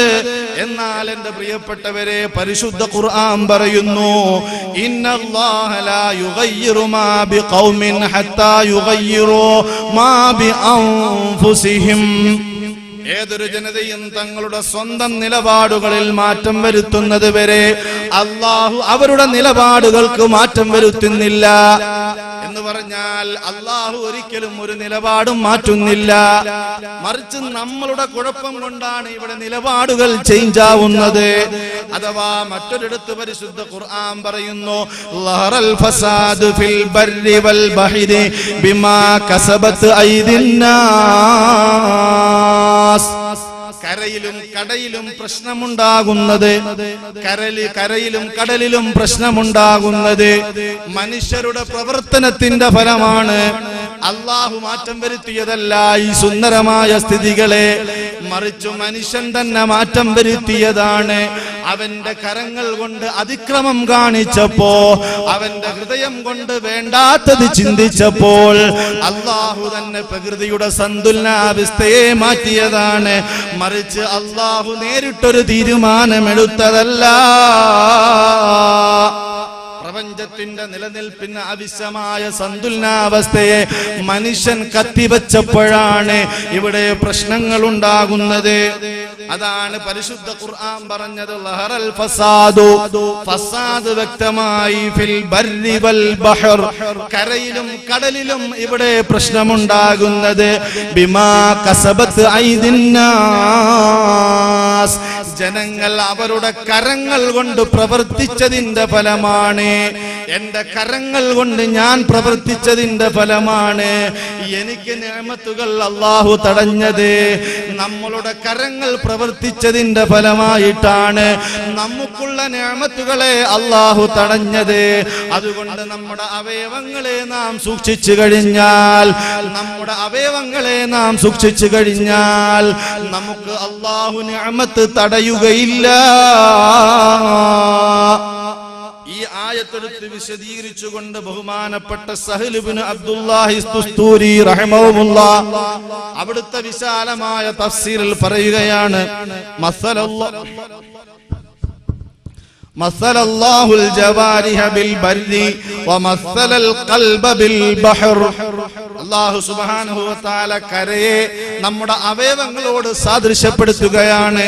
വമസ്സലൽ ഖൽബ ബിൽ ബഹർ, പ്രക്ഷോഭിക്കുന്ന കടലിനെ പ്രക്ഷോഭിക്കുന്ന ഹൃദയത്തോടും താരതമ്യം ചെയ്യുകയാണ്. അഥവാ അദ്ദേഹം ഉദ്ദേശിക്കുന്നത് നമ്മുടെ കരങ്ങൾ കൊണ്ട് പ്രവർത്തിച്ചപ്പോൾ സുന്ദരമായ നിർദ്ദേശങ്ങൾ ഹൃദയത്തിൽ നിന്ന് വരാതായപ്പോൾ നമ്മുടെ കരങ്ങൾ ആക്രമിക്കാൻ തുടങ്ങി. നമ്മുടെ കരങ്ങൾ പ്രകൃതിയോട് അക്രമം ചെയ്തു, തന്റെ സഹോദരനോട് അക്രമം ചെയ്തു. അങ്ങനെ നമ്മുടെ അവയവങ്ങളും നമ്മുടെ ഹൃദയവും ചീത്തയായപ്പോൾ ഈ പ്രകൃതിയിൽ അതാ ഫസാദ് രൂപപ്പെടുകയാണ്. പരസ്പരം ഗീബത്ത് പറഞ്ഞുകൊണ്ട് നടക്കുക, കുറ്റം പറഞ്ഞുകൊണ്ട് നടക്കുക. നമ്മുടെ അവയവമാണ് ഏറ്റവും പ്രധാനപ്പെട്ട ഒരു അവയവം, നമ്മുടെ നാവ്. പരസ്പരം കൂട്ടിയടിയുണ്ടാക്കുക, കളവ് പറയുക, തോന്നിവാസം പറയുക, ചീത്ത പറയുക,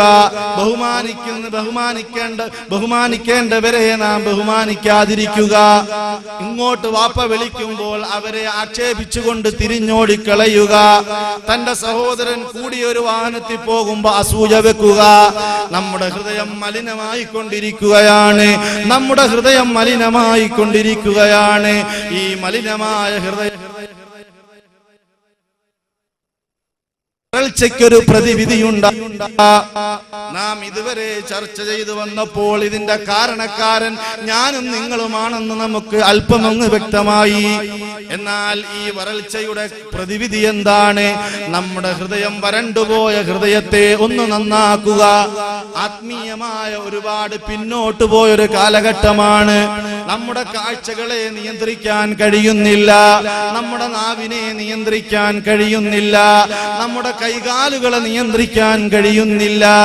ബസ്സിലിരുന്ന് പുറകോട്ട് നോക്കുമ്പോൾ നമുക്ക് കാണാൻ കഴിയുന്നത് വൃത്തികെട്ട രംഗങ്ങളാണ്. നമ്മുടെ മക്കൾ LKGയോ UKGയോ പഠിക്കുമ്പോൾ അവന് നീ സമ്മാനമായി വാങ്ങിക്കൊടുക്കുന്ന മൊബൈലിൽ അവന്റെ കൈവെള്ളയിൽ നിന്ന് തെളിഞ്ഞു വരുന്ന വൃത്തികെട്ട ചിത്രങ്ങൾ കാണുമ്പോൾ എന്റെ പൊന്നുമോന്റെ ഹൃദയം മലിനമാവുകയാണ്, വരൾച്ചയുണ്ടാവുകയാണ്. സന്ധ്യാനേരങ്ങളിൽ പണ്ടുകാലങ്ങളിൽ അത്താഴം വിളമ്പാറില്ല. എന്തേ ഉപ്പ എനിക്ക് വിശക്കുന്നു, ഉമ്മ എനിക്ക് വിശക്കുന്നു എന്ന് പറഞ്ഞുകൊണ്ട് ഉമ്മായുടെ വസ്ത്രത്തിന്റെ കോന്തല പിടിച്ച് കരയുന്ന കുഞ്ഞിനോട് നീ ഉളു ഉണ്ടാക്കി കൈകാലുകൾ കഴുകി ഇറാത്ത് പോയിരുന്നൊന്ന് സ്വലാത്ത് ചൊല്ലിയാൽ നിനക്ക് ഭക്ഷണമുണ്ട്. അവിടെ പോയിരുന്ന് 100 സ്വലാത്ത് ചൊല്ലിയാൽ, 100 ലാ ഇലാഹ ഇല്ലല്ലാഹ് ചൊല്ലിയാൽ, അസ്തഗ്ഫിറുല്ലാഹൽ അദീം എന്ന സുന്ദരമായ ദിക്റുകൾ ചൊല്ലിയാൽ, മരിച്ചുപോയ നമ്മുടെ വാപ്പമാർക്ക് വേണ്ടി ഉപ്പമാർക്ക് വേണ്ടി ഒരു യാസീൻ ഓതിയിട്ട് നീ ഹദിയ ചെയ്താൽ, ഇതൊന്നും ചെയ്യാതെ അത്താഴം വിളമ്പിയിരുന്നില്ല ഒരു കാലഘട്ടങ്ങളിൽ മുസ്ലിം വീടുകളിൽ. ഇന്ന് ഈ അവസ്ഥയ്ക്ക് മാറ്റം സംഭവിച്ചില്ലേ പ്രിയപ്പെട്ടവരെ? ഇന്ന് സ്വലാത്തിന്റെ ശബ്ദം കേൾക്കുന്ന ഏത് വീടുണ്ട്? ഇന്ന് സ്വലാത്തിന്റെയും ദിക്റിന്റെയും സുന്ദരമായ ഈരടികൾ കേൾക്കുന്ന ഇടവഴികളിലൂടെ കടന്നു പോകുമ്പോൾ അന്നൊക്കെ നമ്മുടെ വീടുകൾക്ക് ടെറസിന്റെ ആഡംബരങ്ങളില്ല, നമ്മുടെ വീട്ടിന്റെ മുറ്റത്ത് സുന്ദരമായ കാറില്ല. പക്ഷേ ജീവിതത്തിന് സന്തോഷമുണ്ടായിരുന്നു. സന്ധ്യയാകുമ്പോൾ വിളക്കൊക്കെ ഒന്ന് കഴുകി വെച്ച് മക്കളോടൊക്കെ കൈകാലുകൾ കഴുകിയിട്ട് മഗ്‌രിബിന് ഉപ്പ പള്ളിയിൽ പോകുമ്പോ കുട്ടിയെ വിളിച്ചു കൊണ്ടുപോകുന്നു. പെൺമക്കളോട് പറയുന്നു, ഞങ്ങൾ വരുമ്പോഴേക്കും 100 സലാത്ത് ചൊല്ലി വെച്ചേക്കണം. അങ്ങനെ പറഞ്ഞിട്ട് പോകുമ്പോഴേക്കും അവിടെയുള്ള ഉമ്മ പെങ്ങന്മാര് സ്വലാത്ത് ചൊല്ലുന്നു. ഏത് അവസ്ഥയും ചെല്ലാൻ പറ്റുന്ന ഒരു ഇബാദത്താണ്, ദിക്റാണ് സ്വലാത്ത്. അതുകൊണ്ട് ഉമ്മ പെങ്ങന്മാരും അതിൽ കൂടുന്നു. അങ്ങനെ അവര് സ്വലാത്തുകളും സലാമുകളും ചൊല്ലിയിരിക്കുമ്പോ നമ്മുടെ കാരണവൻ കൊച്ചുമകനുമായി പള്ളിയിൽ നിന്ന് തിരിച്ചു വന്നിട്ട് ഒരു ഫാത്തിഹ ഓതി ദുആ ഇരുന്നിട്ടല്ലാതെ അത്താഴം വിളമ്പിയിരുന്നില്ല. ആത്മീയതയുടെ ആ കാലഘട്ടമൊക്കെ എപ്പോഴാണ് തിരിച്ചു വരുന്നത്? അന്ന് നമ്മുടെ നിഅമത്തിന്, അനുഗ്രഹത്തിന് നാം വില കൊടുത്തിരുന്നു. ഇപ്പോഴുള്ള നമ്മുടെ ഈ ഉപ്പാപ്പമാരോട് ചോദിച്ചു നോക്കിയാൽ അറിയാം, അന്ന് അതാ അത്താഴം വിളമ്പണമെങ്കിൽ സ്വലാത്തിന്റെ ശബ്ദം അങ്ങ് അടുക്കളയിൽ കേൾക്കണമായിരുന്നു. ഇന്ന് ആ സ്ഥാനത്താണ് ടിവിയുടെ കടന്നുവരവ് വരുന്നത്. ടി വി വന്നപ്പോൾ നമ്മൾ പതുക്കെ നമ്മുടെ കുട്ടികൾ അതാ ഹോംവർക്ക് ചെയ്യുന്നതിൽ നിന്ന്, സ്വലാത്ത് ചൊല്ലുന്നതിൽ നിന്ന്, ദിക്റിന്റെ ഈരടികൾ അന്തരീക്ഷത്തിൽ മുഴക്കുന്നതിൽ നിന്ന് അതാ പതുക്കെ മാറിയിട്ട് മാതാപിതാക്കളും അതിന്റെ മുന്നിൽ ഇഅ്തികാഫിരിക്കുന്ന വൃത്തികെട്ടൊരു രംഗത്തിലേക്ക് അതാ നമ്മുടെ സമൂഹം മാറുകയാണ്. വരൾച്ച സംഭവിച്ചത് എന്റെയും നിങ്ങളുടെയും ഹൃദയത്തിലാണ്. വരൾച്ച സംഭവിച്ചത് എന്റെയും നിങ്ങളുടെയും അവയവങ്ങളിലാണ്. ഹബീബായ നബി സല്ലല്ലാഹു അലൈഹി വസല്ലമയെ അഡ്രസ് ചെയ്യുന്ന ഒരു അടയാളപ്പെടുത്തലുകളും നമ്മുടെ വീട്ടിലില്ല. ഒരു സ്വലാത്ത് കേൾക്കാനില്ല. 8 മാസം പ്രായമുള്ള കുട്ടി ശബ്ദങ്ങൾ ശ്രദ്ധിക്കുമ്പോൾ അവന് കേൾക്കാൻ അതാ സിനിമാ നടിമാരുടെ ശബ്ദങ്ങളാണ്. അവിടെ ഒരു ദിക്റിന്റെ ശബ്ദം 8 മാസം പ്രായമുള്ള കുഞ്ഞ് കേൾക്കുന്നില്ല, ദിക്റാവൻ പഠിക്കുന്നില്ല. തൊട്ടിയിലിട്ടിങ്ങനെ ആട്ടിയിട്ട് എല്ലാ ബലാഉം ആഫത്തും ഇടങ്ങേറുകൾ മുസീബത്തും നബി തങ്ങളെ ബറകത്തിനാൽ യമൈകാക്കണേ യാ റബ്ബനാ ലാ ഇലാഹ ഇല്ലല്ലാഹു. ദണ്ണം വബാവാസൂരിയും മറ്റുള്ള ദീനമടങ്ങലും ബദിരീങ്ങളെ ബറകത്തിനാൽ ശിഫയാക്കണേ യാ റബ്ബനാ ലാ ഇലാഹ ഇല്ലല്ലാഹ് ലാ ഇലാഹ ഇല്ലല്ലാഹു മുഹമ്മദുർ. ദാഹമൗതത് കൂട്ടിടും ഇബ്ലീസ് കൂസിന് കാട്ടിടും നേരം ലഈനവനാട്ടുവാൻ ശൈഖു തങ്ങളാൽ തുണ റബ്ബനാ ലാ ഇലാഹ ഇല്ലല്ലാഹു. ഈ ദിക്റിന്റെ ശബ്ദങ്ങൾ എത്ര മധുരതരമായി നമ്മുടെ മനതലങ്ങളെ വശീകരിച്ച് നൂറ്റാണ്ടുകൾ നമ്മുടെ മുൻഗാമികൾ കഴിഞ്ഞു പോയപ്പോ ഈ ആത്മീയമായ അഡ്രസ്സുകളൊന്നും നമ്മുടെ വീടുകളിലില്ല. നമ്മുടെ മക്കളിലേക്ക് പരിവർത്തനം ചെയ്യാൻ പറ്റുന്ന നല്ലൊരു ശീലങ്ങൾ രക്ഷിതാക്കളായ എന്റെയും നിങ്ങളുടെയും കരങ്ങളിലില്ല. അത് നമുക്ക് നമ്മുടെ തലമുറയിലേക്ക് കൊടുക്കാനില്ല. വഅളിന്റെ സദസ്സുകൾ ശുഷ്കിച്ചു വരികയാണ്. ആത്മീയമായ എല്ലാ മേഖലകളും നശിച്ചു വരികയാണ്. എവിടെയാണ് വരൾച്ച സംഭവിച്ചതെന്ന് നാം കണ്ടെത്തേണ്ടതുണ്ട്. അതുകൊണ്ട് എന്റെ പ്രിയപ്പെട്ടവരെ, ബഹുമാനപ്പെട്ട സഹൽ ഇബ്നു അബ്ദുല്ലാഹി തുസ്തൂരി തങ്ങൾ പറഞ്ഞതുപോലെ നമ്മുടെ ഹൃദയത്തിന് ബാധിച്ചതായ അന്ധത, നമ്മുടെ അവയവങ്ങൾക്ക് ബാധിച്ചതായ പ്രശ്നങ്ങൾ അത് മാറ്റിയെടുക്കുമ്പോൾ ഹബീബായ നബി സല്ലല്ലാഹു അലൈഹി വസല്ലമ തങ്ങൾ പറഞ്ഞു, ഇന്ന ഫിൽ ജസദില മുദ്ആ, ശരീരത്തിൽ ഒരു മാംസകഷ്ണമുണ്ട്. ആ മാംസകഷ്ണം നന്നായാൽ ശരീരം നന്നായി, ആ മാംസകഷ്ണം ചീത്തയായാൽ അതും എല്ലാം ചീത്തയായി. സഹാബാക്കൾ ജിജ്ഞാസരായി ചോദിക്കുമ്പോൾ പറയുകയാണ്, അലാ വഹിയൽ ഖൽബ്, എല്ലാം ചീത്തയാക്കുന്ന ഒരു മാംസകഷ്ണം അത് ഹൃദയമാണ്. എല്ലാം നന്നാക്കുന്ന മാംസകഷ്ണവും അതും ഹൃദയമാണ്.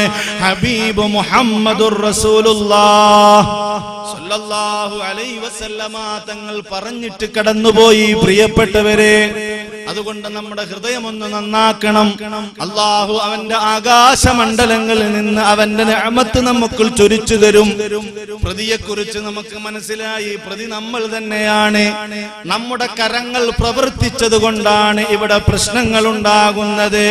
പ്രതിവിധി എന്താണ്? ഈ വെള്ളമില്ലാത്ത പ്രശ്നം ഈ കാലഘട്ടത്തിലോ നബി സല്ലല്ലാഹു അലൈഹി വസല്ലമ തങ്ങളുടെ കാലഘട്ടത്തിലോ മാത്രമല്ല, ബഹുമാനപ്പെട്ട മൂസാ നബി അലൈഹിസ്സലാം മഹാനവറുകൾ പ്രബോധനത്തിന്റെ വിവിധ വശങ്ങളുമായി മുന്നോട്ട് പോകുമ്പോ ജനങ്ങളെല്ലാം ഒരുമിച്ച് കൂടുകയാണ്. 70,000 ജനങ്ങളുണ്ട്. അവരെല്ലാം എന്ന് പറയുന്നൊരു പ്രശ്നം, ഞങ്ങൾക്ക് മഴ കിട്ടുന്നില്ല. ഓ കലീമുല്ലാഹ്, അല്ലാഹുവിന്റെ അടുക്കൽ ഉന്നതമായ സ്ഥാനം അലങ്കരിക്കുന്നവരെ, ഞങ്ങൾക്ക് മഴ ലഭിക്കുന്നില്ല. ഞങ്ങൾക്ക് വേണ്ടി, മഴയ്ക്ക് വേണ്ടി ഒന്ന് പ്രാർത്ഥിക്കുമോ? ബഹുമാനപ്പെട്ട കലീമുല്ലാഹി മൂസാ അലൈഹിസ്സലാം അവരോടൊപ്പം അതാ ഇറങ്ങി പുറപ്പെടുകയാണ്. 70,000 ആളുകൾ ഉൾക്കൊള്ളുന്ന ഒരു വലിയ മൈതാനിയിൽ അവിടെ എത്തി. മഹാനവറുകൾ അതാ ആകാശത്തിലേക്ക് കൈ ഉയർത്തുകയാണ്. ഇലാഹി ഇസ്ഖിനാ ഗൈസക വൻശുർ അലൈനാ റഹ്മതക, ഞങ്ങൾക്ക് നീ മഴ നൽകണമേ, നിന്റെ അനുഗ്രഹം ചൊരിച്ചു തരണമേ. വർഹംനാ ബിൽ അത്ഫാലിർ റുള്ളഅ, ഞങ്ങളുടെ കൂട്ടത്തിൽ മുല കുടിക്കുന്ന കൊച്ചുമക്കളുണ്ട്, അവർ ദാഹത്തിലാണ്. വൽ ബഹാഇമിർ റുത്തഅ വൽ മശായിഖിർ റുക്കഅ, ധാരാളം ഇബാദത്ത് ചെയ്യുന്ന ഉപ്പാപ്പമാര് ഞങ്ങളുടെ കൂട്ടത്തിലുണ്ട്. മേഞ്ഞു നടക്കുന്ന കന്നുകാലികൾ ഞങ്ങളുടെ കൂട്ടത്തിലുണ്ട്. കൊച്ചുമക്കൾ കരയുകയാണ്. മാതാക്കൾ അന്തരീക്ഷത്തിലേക്ക് മക്കളെ ഉയർത്തിയിട്ട് നിലവിളിക്കുകയാണ്, ഞങ്ങൾക്ക് മഴയില്ല, ഞങ്ങൾക്ക് മഴ തരണമേ എന്ന് ബഹുമാനപ്പെട്ട കലീമുല്ലാഹി മൂസാ അലൈഹിസ്സലാം 70,000-ത്തിലധികം വരുന്ന ജനങ്ങളുടെ മുമ്പിൽ നിന്നുകൊണ്ട് കരഞ്ഞു പ്രാർത്ഥിക്കുമ്പോൾ സൂര്യൻ ശക്തമായ ചൂടിൽ തന്നെ അന്തരീക്ഷം തണുക്കുന്നില്ല. മൂസ നബി ചോദിച്ചാൽ എപ്പോഴും മറുപടി ഉത്തരം ഓക്കെയാണ്. പക്ഷേ 70,000 ആളുകളുടെ മുമ്പിൽ വെച്ച് പ്രാർത്ഥിച്ചപ്പോൾ ഉത്തരമില്ല, മഴയുടെ ലക്ഷണമില്ല, അന്തരീക്ഷം തണുക്കുന്നില്ല. മഹാനവറുകൾ വീണ്ടും പ്രാർത്ഥിക്കുകയാണ്, പടച്ചവനെ, നിന്റെ അടുക്കലുള്ള എന്റെ സ്ഥാനം കുറഞ്ഞു പോയിട്ടുണ്ടോ? എങ്കിൽ ഒരിക്കലും സ്ഥാനം കുറയാത്ത ആഖിറുസ്സമാനിൽ ഇറങ്ങാനുള്ള, എനിക്ക് ശേഷം വരാനുള്ള പ്രവാചക പ്രഭു മുഹമ്മദ് മുസ്തഫ, പ്രവാചക പ്രഭു മുഹമ്മദ് മുസ്തഫ സല്ലല്ലാഹു അലൈഹി വസല്ലമ തങ്ങൾക്ക് അവിടുത്തേക്ക് വലിയ സ്ഥാനമാണല്ലോ ഉള്ളത്. ആ നബി തങ്ങളുടെ ഹക്ക് കൊണ്ടെങ്കിലും ഞങ്ങൾക്ക് മഴ തരണേ. മൂസ നബി വീണ്ടും കേണപേക്ഷിക്കുകയാണ്. അപേക്ഷകൾ തുടരുകയാണ്.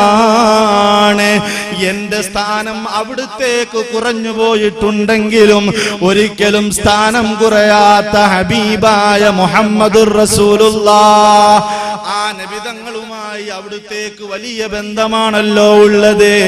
ആ നബിതങ്ങളുടെ ഹക്ക് കൊണ്ടെങ്കിലും ഞങ്ങൾക്ക് മഴ തരണമേ എന്ന് ബഹുമാനപ്പെട്ട കലീമുല്ലാഹി മൂസാ അലൈഹിസ്സലാം പ്രാർത്ഥിച്ചപ്പോൾ അല്ലാഹുവിന്റെ ഭാഗത്തു നിന്ന് മറുപടി വരികയാണ്.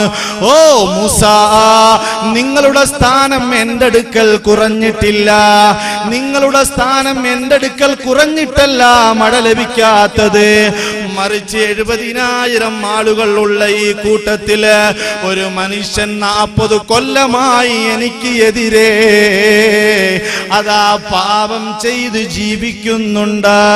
അവൻ കള്ളുകുടിയിലാണ്, അവൻ ചീട്ടുകളിയിലാണ്, അവൻ വ്യഭിചാരത്തിലാണ്, അവൻ സർവ്വതോന്നിവാസത്തിലാണ്, അവൻ കൂട്ടിയടിയും നുണയുമായി നടക്കുന്നവനാണ്, അവൻ വൃത്തികെട്ടവനാണ്, അവന് നിസ്കാരമില്ല, അവന് നോമ്പില്ല, വഅലിന്റെ മജ്ലിസിൽ വരാൻ അവന് സമയമില്ല, അവൻ ക്ലബ്ബുകളിൽ തങ്ങുകയാണ്, ക്യാരംസ് കളിയിലാണ്, ക്രിക്കറ്റ് കളി കണ്ടുകൊണ്ടിരിക്കുകയാണ്, നന്മയിലേക്ക് വരാൻ അവന് സമയമില്ല.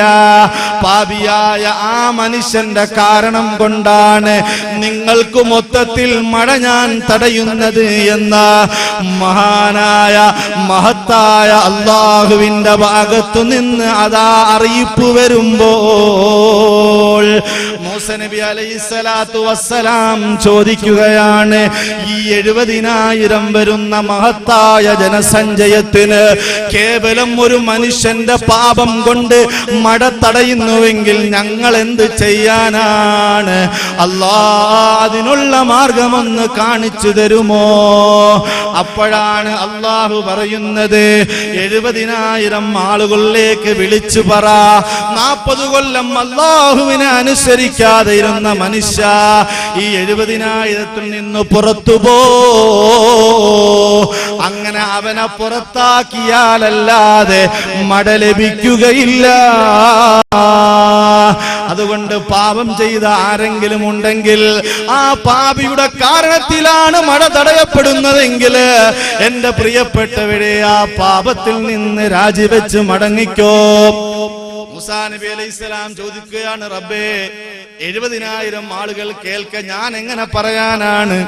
അന്ന് ഇതേപോലെയുള്ള മൈക്രോഫോണുകളൊന്നുമില്ല, സംവിധാനങ്ങളില്ല.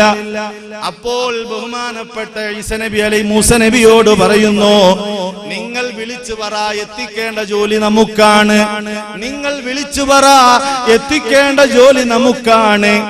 പണ്ട് കഅബ ഉണ്ടാക്കിയപ്പോൾ ഇബ്രാഹിം നബി അലൈഹിസ്സലാത്തു വസ്സലാമയോട് ഈ പരിശുദ്ധ ബൈത്തിൽ വന്ന് ഹജ്ജ് ചെയ്യാൻ വേണ്ടി മുഅ്മിനീങ്ങളെ വിളിക്കാൻ പറഞ്ഞപ്പോ ഇതേപോലെ ഒരു ചോദ്യം ചോദിച്ചു, എങ്ങനെയാണ് ഞാൻ വിളിക്കുക? ഈ മരുഭൂമിയിൽ ആരുമില്ല, ഒരു മനുഷ്യന്റെ കാൽപ്പാട് പോലും പതിയാത്ത മരുഭൂമിയില് ഞാൻ ആരെ നോക്കിയാണ് വിളിക്കേണ്ടത്? അല്ലാഹു പറഞ്ഞു, വിളിക്കേണ്ട ചുമതല മാത്രമേ ഉള്ളൂ, എത്തിക്കേണ്ട ചുമതല എനിക്കാണ്. അങ്ങനെ ഇബ്രാഹിം നബി അലൈഹിസ്സലാത്തു വസ്സലാം വിളിച്ചപ്പോ ഹജ്ജ് ചെയ്ത എല്ലാ ഹാജിമാരും ലബ്ബൈക പറഞ്ഞു. ലബ്ബൈക പറഞ്ഞവരാണ് ഇപ്പോൾ ഹജ്ജിന് പോയിക്കൊണ്ടിരിക്കുന്നത്. അല്ലാഹുവേ, മഖബൂലും മബ്റൂറുമായ ഹജ്ജും ഉംറയും സിയാറത്തും ചെയ്യാൻ ഞങ്ങൾക്ക് നീ തൗഫീഖ് ചെയ്യണമേ. ഇതേപോലെ മൂസാ നബി അലൈഹിസ്സലാം ചോദിച്ചപ്പോ അല്ലാഹ് പറഞ്ഞു, നിങ്ങൾ വിളിക്കുക, എത്തിക്കേണ്ട ജോലി നമുക്കാണ്. അങ്ങനെ ബഹുമാനപ്പെട്ടവർ അതാ സദസ്സിന് മുമ്പിൽ എഴുന്നേറ്റ് നിന്നുകൊണ്ട് പറയുകയാണ്, ദിവസങ്ങളോളം ഞാൻ പ്രാർത്ഥിച്ചിട്ട് ഉത്തരം ലഭിക്കാത്തതിന്റെ കാരണം 70,000 കൂട്ടരെ, നിങ്ങളുടെ കൂട്ടത്തിൽ ഒരാൾ പാപം ചെയ്ത് 40 കൊല്ലം ജീവിക്കുന്നുണ്ട്, അവൻ ഇറക്കി വിടാതെ മഴ ലഭിക്കുകയില്ല, അവൻ ഇറങ്ങിപ്പോകാതെ മഴ ലഭിക്കുകയില്ല. അപ്പോൾ ഈ മനുഷ്യനും ഇത് കേൾക്കുകയാണ്. 70,000 കൂട്ടത്തിൽ ഒരു മനുഷ്യൻ, പാപിയായി 40 കൊല്ലം ജീവിച്ച മനുഷ്യൻ, അയാൾ തിരിഞ്ഞും പിരിഞ്ഞും നോക്കുന്നുണ്ട്. കാരണം എന്നെക്കാളും വല്ല മിടുക്കന്മാര് ബാക്കിലുണ്ടോ എന്ന് നോക്കുകയാണ്. പക്ഷേ ആരും എഴുന്നേൽക്കുന്നില്ല. ഇദ്ദേഹം ചിന്തിക്കുകയാണ്, പടച്ചവനെ, ഞാനിപ്പോ എഴുന്നേറ്റാൽ ഈ നേതാക്കന്മാരുടെ ഇടയിൽ ഞാൻ ആകെ വശലായി പോകുമല്ലോ. അദ്ദേഹം പതുക്കെ മുണ്ടെടുത്ത് തലയിലേക്കിടുകയാണ്. എന്നിട്ട് അവിടെ നിന്ന് അല്ലാഹുവിലേക്ക് അങ്ങ് പശ്ചാത്തപിക്കുകയാണ്. പടച്ച റബ്ബേ,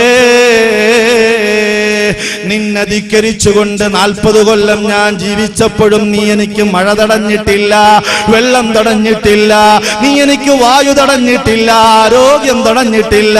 ഞാൻ കള്ള് കുടിക്കാൻ പോയപ്പോ അവിടെ കിടന്നു മരിച്ചില്ല, സിനിമയ്ക്ക് പോയപ്പോ അത് കണ്ടുകൊണ്ടിരുന്നു മരിച്ചില്ല, ഞാൻ എന്റെ സുഹൃത്തിനെ വഞ്ചിച്ചപ്പോൾ മരിച്ചില്ല, പലിശയ്ക്ക് പണം കൊടുത്തപ്പോൾ മരിച്ചില്ല.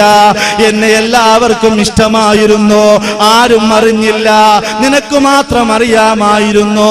അതുകൊണ്ട് ആ 40 കൊല്ലവും എന്നെ സംരക്ഷിച്ച റബ്ബേ, ഞാനിതാ നിന്റെ മുന്നിൽ ഖേദിച്ചു മടങ്ങുന്നു. ഇവിടെ നിന്ന് ഞാൻ എഴുന്നേറ്റാൽ ജനങ്ങളെല്ലാം എന്നെ അറിയും.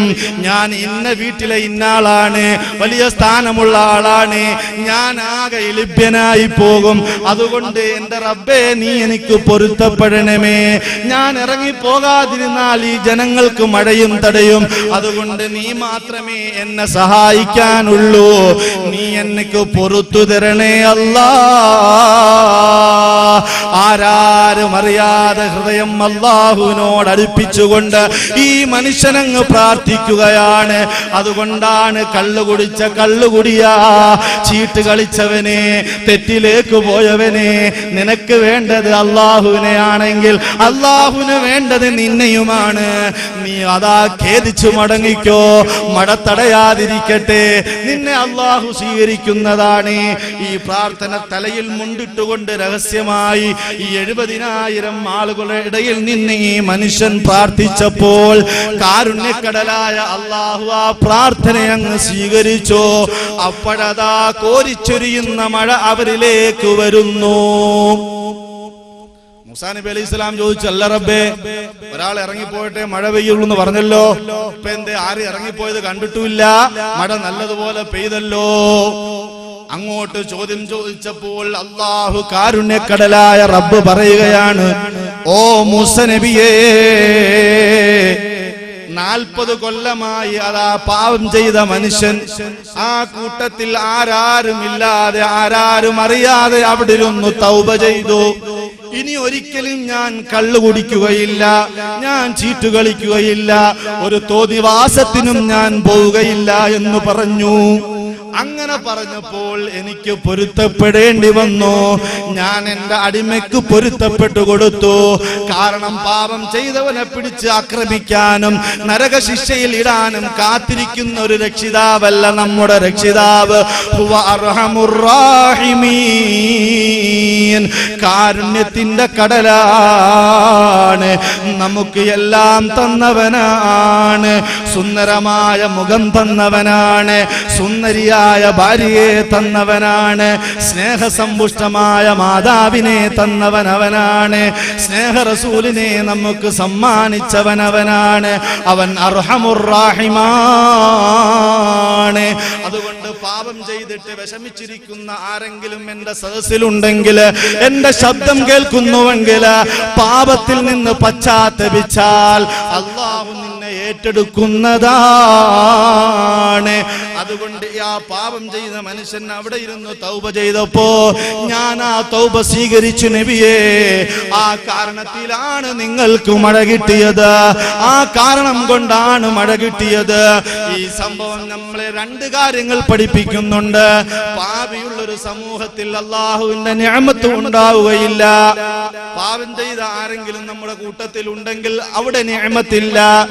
ഇനി അല്ലാഹുവിനോട് എത്ര പാപം ചെയ്തവനാണെങ്കിലും അവൻ ഖേദിച്ചു മടങ്ങിയാൽ അല്ലാഹു അത് പുറത്തു തരുന്നതാണ്. അവൻ അർഹമുർ റാഹിമാണ്. നമുക്കറിയാം, ബഹുമാനപ്പെട്ട നബി സല്ലല്ലാഹു അലൈഹി വസല്ലമ തങ്ങൾ പറയുന്നു, അല്ലാഹു പറയുന്നതായ ഒരു ഖുദ്സിയായ ഹദീസിൽ, ഇബ്ന ആദം, ഓ ആദമിന്റെ മക്കളെ, ഇന്നകമാ ദഅൗതനി വറജൗതനി ഗഫർതു ലക അലാ മാ കാന ഫീക വലാ ഉബാലി. നിങ്ങൾ നിങ്ങൾ എത്ര പാപം ചെയ്താലും എന്നോട് ചോദിച്ചു വന്നാൽ, എന്നോട് പ്രതീക്ഷിച്ചു വന്നാൽ നിങ്ങൾക്ക് ഞാൻ പുറത്തു തരാം. വലാ ഉബാലി, നിങ്ങൾക്ക് പുറത്തു തരുന്നതിന് എനിക്ക് യാതൊരു പ്രശ്നമില്ല. യബ്ന ആദം ലൗ ബലഗതു ദുനൂബുക അനാനസ് സമാ, ആകാശത്തിലെ മേഘം കണക്കെ നിങ്ങളുടെ പാപം വർദ്ധിച്ചു വന്നാലും സുമ്മസ്തഗ്ഫർതനി ഗഫർതു ലക വലാ ഉബാലി, അങ്ങനെ ധാരാളം പാപം ചെയ്തിട്ടും നിങ്ങൾ പാപം പൊറുക്കലിന് വേണ്ടി എന്റെ അടുക്കൽ അതാ ചോദിച്ചു വന്നാൽ, ആരാരും അറിയാത്ത സമയത്ത് നിശീധിനിയുടെ നിശബ്ദതയിൽ ലോകം കൂർക്കം വലിച്ചുറങ്ങിയപ്പോ നീ എഴുന്നേറ്റ് ഒളു ഉണ്ടാക്കി 2 റക്അത്ത് നിസ്കരിച്ചിട്ട്, അല്ലാഹുവേ ഞാൻ കള്ള് പിടിച്ചുപോയി, പെണ്ണ് പിടിച്ചുപോയി, ഞാൻ തോന്നിവാസങ്ങൾ ചെയ്തു പോയി, നീ എനിക്ക് പുറത്തു തരണമേ എന്ന് പറഞ്ഞാൽ, ഞാൻ ഒരുപാട് സാധനങ്ങളിൽ വഞ്ചന കാണിച്ചു പോയി, ഞാൻ ഒരുപാട് കൂട്ടയടി ഉണ്ടാക്കിപ്പോയി, ഗീബത്ത് നമീമത്ത് പറഞ്ഞു പോയി, അല്ലാഹുവേ നീ എനിക്ക് പൊരുത്തപ്പെട്ടു തരണമേ, ഞാൻ ആരെയാണോ വഞ്ചിച്ചത് അവനെ കണ്ട് ഞാൻ പൊരുത്തപ്പെടിക്കാം എന്ന് പറഞ്ഞുകൊണ്ട് തൗബയുടെ വാതിലുമായി നീ മുട്ടി നോക്കിയാൽ അല്ലാഹു നിനക്ക് പൊറുത്തു തരുന്നതാണ്. വീണ്ടും പറയുകയാണ്, യബ്ന ആദം, ആദം സന്തതികളെ, ലൗ ലഖീതനി ബിഖുറാബിൽ അർളി ഖതായാ, ഭൂമി നിറച്ച് പാപവുമായി നിങ്ങൾ എന്നെ കണ്ടുമുട്ടിയിട്ട് നിങ്ങൾ എന്നോട് ഖേദിച്ചു മടങ്ങിയാൽ നിങ്ങൾക്ക് ഞാൻ പുറത്തു തരാം. വലാ ഉബാലി, എന്തുകൊണ്ടാണ് ഇവന് പുറത്തു കൊടുത്തത് എന്ന് ചോദിക്കാൻ ആരുമില്ല. അല്ലാഹുവിന്റെ പ്രവർത്തനങ്ങൾ ചോദ്യം ചെയ്യപ്പെടുകയില്ല, നമ്മുടെ പ്രവർത്തനങ്ങൾ ചോദ്യം ചെയ്യപ്പെടുന്നതാണ്.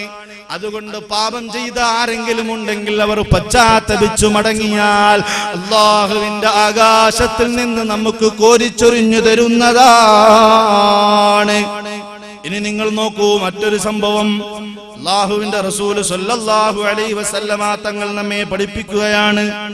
നൂഹ് നബി അലൈഹിസ്സലാത്തു വസ്സലാമയുടെ കാലഘട്ടത്തിൽ എല്ലാവരും അല്ലാഹുവിനെ ആരാധിക്കാൻ വേണ്ടി നൂഹ് നബി അവരോട് പ്രബോധനം ചെയ്തു.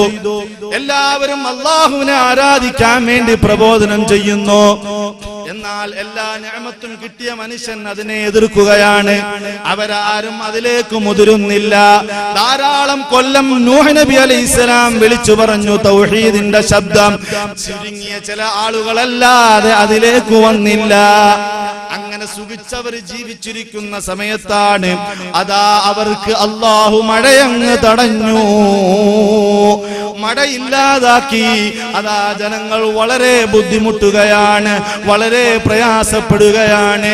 അവർക്ക് മനസ്സിലായി ഇത് നൂഹ് നബിയോട് കൂടാത്തതിന്റെ കുഴപ്പമാണ്. നൂഹ് നബിയുടെ അടുക്കൽ ചെന്ന് പരാതി പറയാതെ രക്ഷയില്ല. എല്ലാ ആളുകളും ഓടി വരികയാണ്. നൂഹ് നബി അലൈഹിസ്സലാത്തു വസ്സലാമയോട് മഴ ചോദിക്കുകയാണ്. അല്ലാഹുവിൽ നിന്ന് ഞങ്ങൾക്ക് മഴ ലഭിക്കണമെന്ന് പ്രാർത്ഥിക്കാൻ പറയുകയാണ്. അപ്പോഴതാ സൂറത്തു നൂഹിൽ 11-10 ആയത്ത് അല്ലാഹു വ്യക്തമായി പറയുന്നു, ഫഖുൽതുസ്തഗ്ഫിറൂ റബ്ബക്കും ഇന്നഹു കാന ഗഫാറാ. നൂഹ് നബി അവരോട് പറഞ്ഞു, ഇസ്തഗ്ഫിറൂ റബ്ബക്കും ഇന്നഹു കാന ഗഫാറാ. നിങ്ങൾ അല്ലാഹുവിനോട് ഇസ്തിഗ്ഫാർ ചെയ്യുക, അവൻ ഏറെ പൊറുക്കുന്നവനാണ്. യുർസിലിസ് സമാഅ അലൈക്കും മിദ്റാറാ. ആകാശമണ്ഡലങ്ങളിൽ നിന്ന് അല്ലാഹു ധാരാളം മഴയെ അവൻ നമുക്ക് ഇറക്കി തരുന്നതാണ്. ഇത് തന്നെയാണ് എനിക്കും നിങ്ങൾക്കും പറയാനുള്ളത്, പഠിക്കാനുള്ളത്. അസ്തഗ്ഫിറുള്ള ചൊല്ലണം, ഇസ്തിഗ്ഫാർ ചെയ്യണം.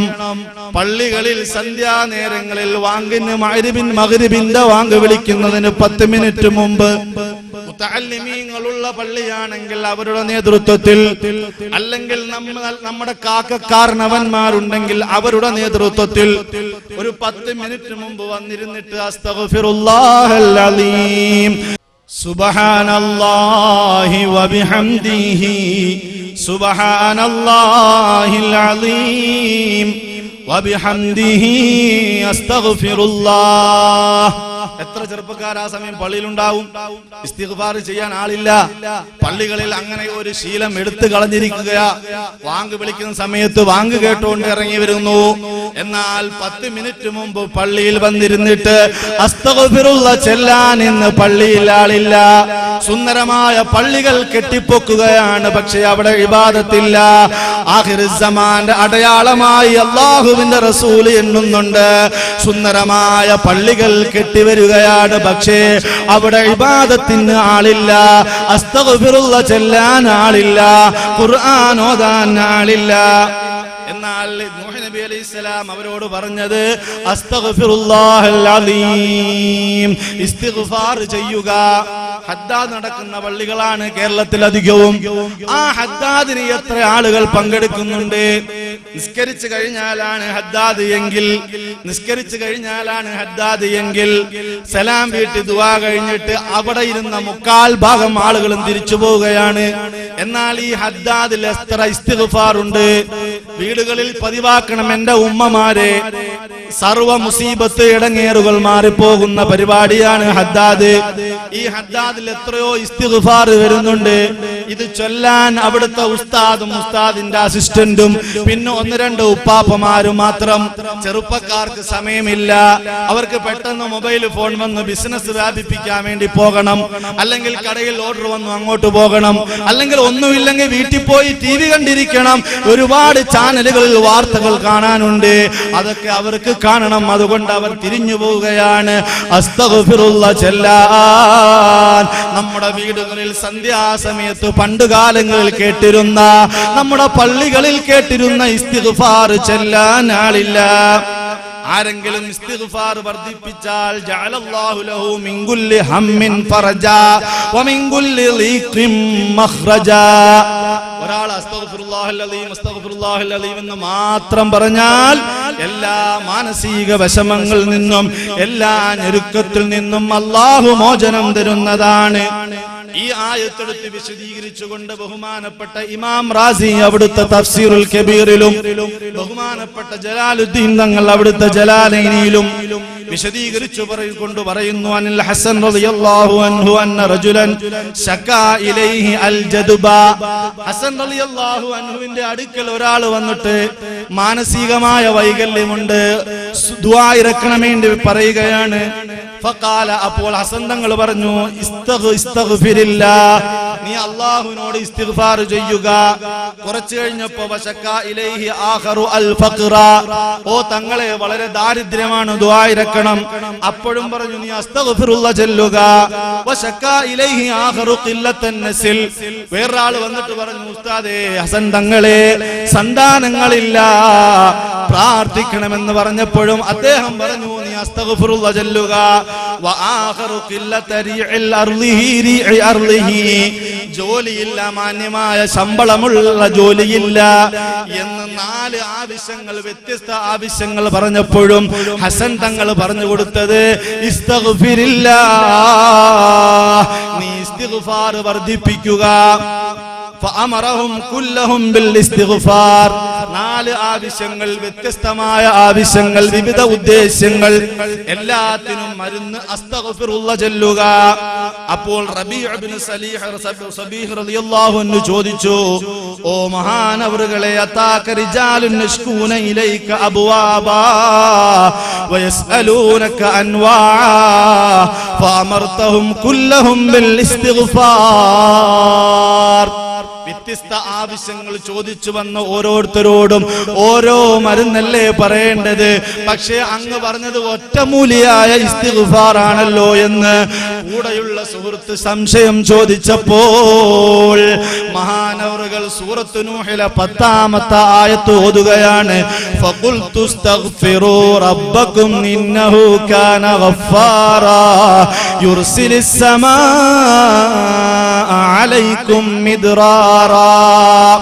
നൂഹ് നബി അലൈഹിസ്സലാം തന്റെ സമൂഹത്തോട് മഴ ചോദിച്ചു വന്ന സമൂഹത്തോട് പറഞ്ഞു, ഇസ്തിഗ്ഫാർ ചെയ്യുക, കാരണം ഇന്നഹു കാന ഗഫാറാ, അല്ലാഹു എല്ലാ പാപങ്ങളും പൊറുക്കുന്നവനാണ്, ഏറ്റവും പൊറുക്കുന്നവനാണ്.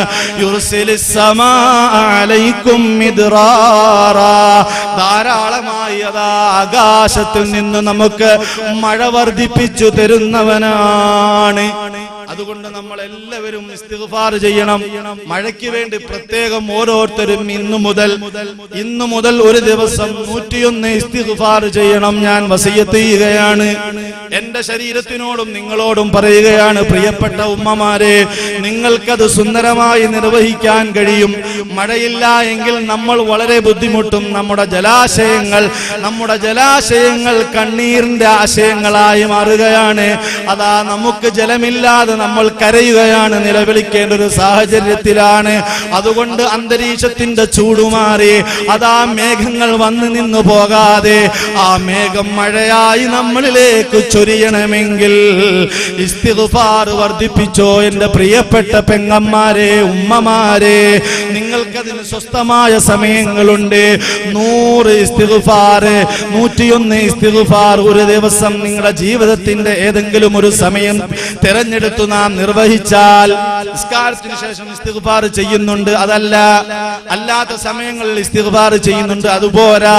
മഴയ്ക്ക് വേണ്ടി മാത്രം ഇൻഷാ അല്ലാഹ് ഈ മജ്ലിസിന്റെ അവസാനം മഴയ്ക്ക് വേണ്ടി നമുക്ക് ഒരു 21 ഇസ്തിഗ്ഫാർ ചൊല്ലിയിട്ട് ദുആ ഇറക്കണം. അല്ലാഹു തൗഫീഖ് ചെയ്യുമാറാകട്ടെ. ഹദ്ദാദ് ചൊല്ലണം. ഹദ്ദാദിൽ ഒരുപാട് ഇസ്തിഗ്ഫാർ ഉണ്ട്. നിസ്കാരത്തിന് ശേഷം അസ്തഗ്ഫിറുല്ലാഹൽ അലീം, അസ്തഗ്ഫിറുല്ലാഹൽ അലീം, അസ്തഗ്ഫിറുല്ലാഹൽ അലീം. നബി സല്ലല്ലാഹു അലൈഹി വസല്ലമ തങ്ങൾ ഇസ്തിഗ്ഫാർ ചെയ്ത ആളാണ്. 70ഉം 100ഉം പ്രാവശ്യം ഒരു ദിവസം ഇസ്തിഗ്ഫാർ ചെയ്തു. നബി തങ്ങൾ പാപത്തിൽ നിന്ന് മോചനം ചോദിച്ചതല്ല. ഒരു പാപവും നബി തങ്ങൾ ചെയ്തിട്ടില്ല. ഒരു കള്ളവും പറഞ്ഞിട്ടില്ല. അത് നുബുവത്തിന് മുമ്പും പറഞ്ഞിട്ടില്ല, ശേഷവും പറഞ്ഞിട്ടില്ല. ശത്രുക്കൾ പോലും നബി തങ്ങളെ വിളിച്ചത് മക്കത്തെ അൽ അമീൻ. അങ്ങനെ അൽ അമീനായ മുഹമ്മദുർ റസൂലുള്ളാഹി നിസ്കാരം കഴിഞ്ഞിട്ട് അസ്തഗ്ഫിറുല്ലാഹൽ അലീം, അല്ലാഹുവേ എനിക്ക് നീ മാപ്പ് ചെയ്യണമേ. പാപം ചെയ്തിട്ട് പറഞ്ഞതല്ല, കുറ്റം വർദ്ധിച്ചിട്ട് പറഞ്ഞതല്ല. അങ്ങനെ ആർക്കും പറയാൻ കഴിയുകയില്ല. അങ്ങനെ പറയുന്നവൻ നബി തങ്ങളുടെ അനുയായിയല്ല, അവൻ ബിദ്അത്തിന്റെ അംഗമാണ്. അല്ലാഹു കാത്തുരക്ഷിക്കുമാറാകട്ടെ. ഹബീബായ നബി സല്ലല്ലാഹു അലൈഹി വസല്ലമ തങ്ങൾ ബുഅസ്തു ലിഉഅല്ലിമകും, നിങ്ങൾക്ക് പഠിപ്പിച്ചു തരാനാണ് ഞാൻ നിയോഗിക്കപ്പെട്ടത്. നമ്മൾ ഇസ്തിഗ്ഫാർ ചെയ്യേണ്ടത് നാം ചെയ്തു പോയ സർവ്വ പാപങ്ങളിൽ നിന്നും മോചനം ചോദിക്കുകയാണ്. റബ്ബേ, വെള്ളം ധാരാളം ഉണ്ടായിരുന്ന സമയത്ത് ഞങ്ങൾ അതിന്റെ വിലയറിയാതെ ധാരാളം ചെലവാക്കി പോയി. ഞങ്ങളോട് നീ പൊറുക്കണേ. വീട്ടിൽ ചെന്നിട്ട് ഭാര്യയും മക്കളെയും വിളിച്ചിരുത്തിയിട്ട് സന്ധ്യയ്ക്ക് ശേഷം ഒരു 100 ഇസ്തിഗ്ഫാർ ചൊല്ല്. ഓരോരുത്തരുടെ വീട്ടിലും ഇസ്തിഗ്ഫാർ ചൊല്ല്. മഴ വർദ്ധിപ്പിച്ച് അല്ലാഹ് തരും. മഴ അല്ലാഹു നമുക്ക് വർഷിപ്പിച്ചു തരും. നാം എന്തിനാണ് മടിച്ചു നിൽക്കുന്നത്? നമുക്ക് എല്ലാം തന്ന നമ്മുടെ റബ്ബല്ലേ. നമ്മുടെ റബ്ബിനോടല്ലേ നാം ചോദിക്കേണ്ടത്? അവന്റെ മുമ്പിലല്ലേ നമ്മളെ തലകുനിക്കേണ്ടത്? അവനോടല്ലേ നാം കൈ നീട്ടേണ്ടത്? മറ്റാരോട് തലകുനിക്കാനാണ്? മറ്റാരോട് കൈ നീട്ടാനാണ്? അതുകൊണ്ട് നമ്മുടെ ഭാര്യനെ, നമ്മുടെ മക്കളെ, മറ്റു ബന്ധുമിത്രാദികളെ, വയസ്സായ ഉപ്പാപ്പായെ എല്ലാവരെയും വിളിച്ചൊരു ഷീറ്റ് വിരിച്ചിട്ട് അവിടെ ഇരുത്തിയിട്ട് നിങ്ങൾ തന്നെ ഒരു ഇസ്തിഗ്ഫാർ ചൊല്ല്. അസ്തഗ്ഫിറുല്ലാഹൽ അലീം, അസ്തഗ്ഫിറുല്ലാഹൽ അലീം, അസ്തഗ്ഫിറുല്ലാഹൽ അലീം. ഒന്നാമത്തെ പ്രതിവിധി പാപത്തിൽ നിന്ന് മോചനം തേടുക. രണ്ടാമത്തെ പ്രതിവിധി ഇസ്തിഗ്ഫാർ വർദ്ധിപ്പിക്കുക. ഇനി ഒരൊറ്റ കാര്യം കൂടി പറഞ്ഞ് ഞാൻ എന്റെ പ്രസംഗം അവസാനിപ്പിക്കുകയാണ്. പ്രിയപ്പെട്ടവരെ, മൂന്നാമത്തെ പ്രതിവിധിയായി നാം മനസ്സിലാക്കേണ്ടത് മഹാന്മാരെ ബഹുമാനിക്കണം, മുൻഗാമികളെ ബഹുമാനിക്കണം. ഓ പ്രിയപ്പെട്ട സഹോദരങ്ങളെ, നമുക്കിടയിൽ എന്തോ ഒരു മാരകമായ രോഗം ബാധിച്ചിട്ടുണ്ട്. ഒരുതരം വഹാബിസം നമ്മുടെ ഇടയിൽ പിടിപെട്ടു പോയിട്ടുണ്ട്. പഴയ പോലെ കുടുംബത്തിൽ സമാധാനമില്ല. ആത്മീയ സാഹചര്യം കുടുംബങ്ങളിൽ നിന്ന് എടുക്കപ്പെട്ടു. ഭർത്താവിനെ ഭാര്യ പഴയതുപോലെ അനുസരിക്കുന്നില്ല. ഭാര്യയോട് ഭർത്താവ് വേണ്ട പോലെ സ്നേഹം കാണിക്കുന്നില്ല. പണക്കാരുടെ അക്കൗണ്ടിൽ പാവപ്പെട്ടവരുടെ സക്കാത്ത് അടിഞ്ഞുകൂടി കിടക്കുന്നു. എന്നാൽ പാവപ്പെട്ടവർ ഇപ്പോഴും കഷ്ടപ്പാടിലാണ്, വിഷമത്തിലാണ്. എന്തോ ഒരുതരം കുഴപ്പം നമ്മുടെ സമൂഹത്തിൽ ബാധിച്ചുപോയി. പണ്ടുള്ള അവസ്ഥ നമുക്കറിയില്ലേ പ്രിയപ്പെട്ടവരെ? മലപ്പുറം ജില്ലയിൽ ചെന്നാൽ ഓരോ കുടുംബത്തിലും 5ഉം 6ഉം 10ഉം മക്കളുണ്ടെങ്കിൽ അതിൽ ഒരു മകന്റെ പേര് സെയ്ദലവി എന്നാണ്. സെയ്ദലവി എന്ന് മകന് പേരിടും. ഏതെങ്കിലും ഒരു മകന് പേരുണ്ടായിരുന്നത് സെയ്ദലവി. ഇതിന്റെ അസിലെന്താ, അടിസ്ഥാനം എന്താ? മമ്പുറം തങ്ങളുടെ പേരിനോട് യോജിച്ച ഒരു പേര് എന്റെ കുടുംബത്തിൽ ഉണ്ടാകട്ടെ എന്ന ചിന്തയാണ് ആ പഴയ ഉപ്പാപ്പമാർ തന്റെ മക്കളിൽ സെയ്ദലവി എന്ന് പേരിട്ടിരുന്നത്. സെയ്ദലവിയുടെ അടിസ്ഥാനം സയ്യിദ് അലവി, അത് മമ്പുറം തങ്ങളുടെ പേരാണ്. വാളിന് പോയപ്പോൾ മമ്പുറം തങ്ങളുടെ ചരിത്രം കേട്ടിട്ടാണ് വീട്ടിലേക്ക് വന്നത്. അപ്പോഴാണ് ഭാര്യ പ്രസവിച്ചു, ഒരു ആൺകുട്ടിയാണ്. അപ്പോൾ തന്നെ ഉപ്പ പറയുകയാണ് ആ മകന്റെ പേര് സയ്യിദ് അലവി, സയ്യിദ് അലവി. അങ്ങനെ സയ്യിദ് അലവി എന്ന് വിളിച്ച് അത് സയ്യിദ് അലവിയായി. കാരണം ആ ഉപ്പാന്റെ ബർക്കത്ത് എന്റെ വീട്ടിലുണ്ടാകട്ടെ. അതേപോലെ തന്നെ കോഴിക്കോട്ടേക്ക് വരുമ്പോൾ കോയ എന്ന പേര് ഓരോ വീട്ടിലും പണ്ടുള്ള ഓരോ മക്കൾക്കുമുണ്ട്. കാരണം ആ കാലഘട്ടത്തിൽ അവിടെ ജീവിച്ചിരുന്ന ഒരു മഹാന്റെ പേര് കോയ എന്നായിരുന്നു. അപ്പോൾ ആ മഹാന്റെ ഒരു ബർക്കത്ത് എന്റെ വീട്ടിലും ഉണ്ടാകട്ടെ എന്ന ഒരു ചിന്ത ഓരോ പിതാക്കളിലും മാതാക്കളിലും വന്നു. ഇനി നിങ്ങൾ നോക്കൂ, ഉമ്മമാര് കോഴിയെ അടവെച്ച് വിരിയിപ്പിക്കും. നല്ല കുറെ കോഴിക്കുഞ്ഞുങ്ങൾ ഇങ്ങനെ പുറത്തേക്ക് വരുമ്പോ, അല്പമൊന്ന് വളർന്നു വരുമ്പോ അല്പം കുസൃതിയൊക്കെ കാണിക്കുന്ന ഒരു കോഴിക്കുഞ്ഞിനെ ഇവൻ സുലൈമാൻ നബി അലൈഹി സ്വലാമിന്റെ മേൽ നേർച്ചയാക്കിയ കോഴിക്കുഞ്ഞാണ് എന്ന് പറഞ്ഞിരുന്ന ഒരു കാലഘട്ടം ഉണ്ടായിരുന്നു. ഓരോ വീട്ടിലും ഉണ്ടായിരുന്നു. ഓരോ വീട്ടിലും ആത്മീയ അന്തരീക്ഷം ഉണ്ടായിരുന്നു. ഓരോ വീട്ടിലും, അയലത്തെ വീട്ടിലും, ഒരിടത്ത്, ഒരു നാട്ടിൽ ഒരിടത്തല്ല, ഓരോ സ്ഥലങ്ങളിലും അങ്ങനെ ആത്മീയമായൊരു ചിന്തയുണ്ടായിരുന്നു. ഇന്ന് ആ മഹാന്മാരെയൊക്കെ മറന്നിട്ട് നമുക്ക് എല്ലാം ലഭിച്ചു എന്നൊരു ചിന്തയിലേക്ക് വരികയാണ്. ഇനിയോ വീട്ടിലെന്തെങ്കിലും ഒരു പ്രശ്നം, അല്ലെങ്കിൽ ഗൾഫിൽ നിൽക്കുന്ന ഉപ്പാക്ക് എന്തെങ്കിലും ഒരു പ്രശ്നം, അപ്പൊ അടുത്തുള്ള മദ്രസയിൽ മുത്തഅല്ലിമീങ്ങൾക്ക്, മദ്രസയിലെ കുട്ടികൾക്ക് പായസം വെച്ചിട്ട് അവിടെ ഇരുന്ന് ഉസ്താദിനെ കൊണ്ടൊരു യാസീനോദി ദുആരപ്പിക്കുന്ന ഒരു ചടങ്ങ് പണ്ട് കാലങ്ങളിൽ വ്യാപകമായിരുന്നു. ഇന്ന് അതെല്ലാം എടുക്കപ്പെട്ടു പോയി. ആത്മീയ അന്തരീക്ഷം എടുക്കപ്പെട്ടു പോയി. അപ്പോഴാണ് മഴയില്ലാതെ വരുന്നത്. അടുത്തുള്ളൊരു മക്ബറയിൽ എന്തെങ്കിലും ആവശ്യമുണ്ടെങ്കിൽ, പ്രയാസമുണ്ടെങ്കിൽ അവിടെയുള്ള ആവശ്യങ്ങൾക്ക് വേണ്ടി പൈസ കൊടുത്തു വിടുകയും നേർച്ച സാധനം വല്ലതും ഉണ്ടാക്കി നമ്മുടെ വീട്ടിൽ നിന്ന് കൊടുത്തു വിടുകയും ചെയ്തിരുന്ന ഒരു പഴയകാല പാരമ്പര്യം നമുക്ക് ഉണ്ടായിരുന്നു. അതെല്ലാം പതുക്കെ പതുക്കെ എടുക്കപ്പെട്ടു പോയത് കൊണ്ടാണ് അല്ലാഹുവിന്റെ അനുഗ്രഹങ്ങൾ നമുക്ക് തടയുന്നത്. നിങ്ങൾ കണ്ടില്ലേ, ബഹുമാനപ്പെട്ട ആയിഷ റളിയല്ലാഹു അൻഹാ സല്ലല്ലാഹു അലൈഹി വസല്ലമ തങ്ങളുടെ വഫാത്തിന് ശേഷം മഹദി അങ്ങനെ വീട്ടിലിരിക്കുമ്പോൾ മദീനക്കാർക്ക് മഴ ലഭിക്കുന്നില്ല, മദീനാവാസികൾക്ക് മഴ ലഭിക്കുന്നില്ല. മഴയില്ലാതെ അതാ ബുദ്ധിമുട്ടുകയാണ്. കന്നുകാലികൾ അതാ വിഷമത്തിലാണ്, ക്ഷീണത്തിലാണ്. അവരുടെ പ്രധാനപ്പെട്ട ജീവിയായ ഒട്ടകം മെലിഞ്ഞു ഉണങ്ങിപ്പോയിരിക്കുകയാണ്. കുട്ടികൾ നിലവിളിക്കുകയാണ്, മഴ ലഭിക്കുന്നില്ല. അങ്ങനെ ആ ആളുകളെല്ലാം ബീബി ആയിഷ റളിയല്ലാഹു അൻഹയുടെ വീട്ടിലേക്ക് വരുന്നു. ഫശകൗ ഇലാ ആയിഷത, ആയിഷ ബീബിയോട് പരാതി പറയുകയാണ്, ഓ ഉമ്മഹാത്തുൽ മുഅ്മിനീൻ, ഓ മുഅ്മിനീങ്ങളുടെ മാതാവായ ഹബീബിന്റെ പ്രിയപ്പെട്ട പത്നിയായ ആയിഷ എന്നവരെ റളിയല്ലാഹു അൻഹ, ഞങ്ങൾക്ക് മഴയില്ല. അതുകൊണ്ട് മഴയ്ക്ക് വേണ്ടി ഞങ്ങൾക്ക് വേണ്ടി ഒന്ന് പ്രാർത്ഥിക്കുമോ? ഈ ആവശ്യം മദീനക്കാരൊന്നടങ്കം മഹദിയുടെ വീട്ടിന്റെ പടിക്കൽ വന്നിട്ട് നിലവിളിച്ചപ്പോ മഹദി അതാ അപ്പുറത്തുള്ള നബി സല്ലല്ലാഹു അലൈഹി വസല്ലമ തങ്ങളുടെ ഖബർ ചൂണ്ടിയിട്ട്, ഉൻളുറൂ ഖബറൻ നബി സല്ലല്ലാഹു അലൈഹി വസല്ലം, നിങ്ങളാ കിടക്കുന്ന ലോകത്തിന്റെ നേതാവിനെ ഒന്ന് പരിഗണിക്കണേ. ആ കിടക്കുന്നത് എല്ലാ വിഷമങ്ങളും മാറ്റാനുള്ള നേതാവാണ്. ജീവിതത്തിലും മരണത്തിലും നമുക്ക് നേതാവാണ്. ദുനിയാവിലും ആഖിറത്തിലും നമുക്ക് നേതാവാണ്. മഴയില്ലാതെ വെള്ളമില്ലാതെ സഹാബാക്കൾ പരാതി പറഞ്ഞപ്പോ അവിടുത്തെ ശറഫാക്കപ്പെട്ട കൈവിരലിൽ നിന്ന് വെള്ളം ഇറ്റിച്ച് കൊടുത്തിട്ട് എത്രയോ ആയിരം സഹാബാക്കൾ ഉളുവെടുക്കുകയും കുടിക്കുകയും ചെയ്തത് ഹബീബിന്റെ ജീവിത ചരിത്രത്തിലെ മായ്ക്കാൻ പറ്റാത്ത മറക്കാൻ പറ്റാത്ത ഏടാണ്. നബി സല്ലല്ലാഹു അലൈഹി വസല്ലമ തങ്ങൾ ഒരു കിണറ്റിന്റെ അടുക്കൽ ചെല്ലുന്നു. ആ കിണർ വറ്റി വരണ്ടു പോയി. അപ്പോൾ സഹാബാക്കൾ പരാതി പറഞ്ഞപ്പോൾ നബി തങ്ങൾ ഒളുവെടുത്തതിന്റെ ബാക്കി വെള്ളം കൊണ്ടുപോയി ആ കിണറ്റിലൊഴിക്കാൻ പറഞ്ഞു.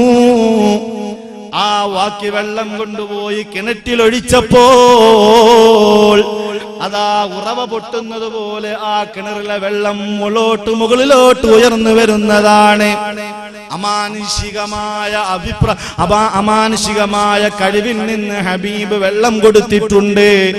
അതുകൊണ്ട് ഉൻദുറൂ ഖബറൻ നബി സ്വല്ലല്ലാഹു അലൈഹി വസല്ലം, നിങ്ങൾ ആ കാണുന്ന നേതാവായ മുഹമ്മദ് നബി മുസ്തഫ സ്വല്ലല്ലാഹു അലൈഹി വസല്ലമയുടെ ഖബറൊന്ന് പരിഗണിക്കണേ.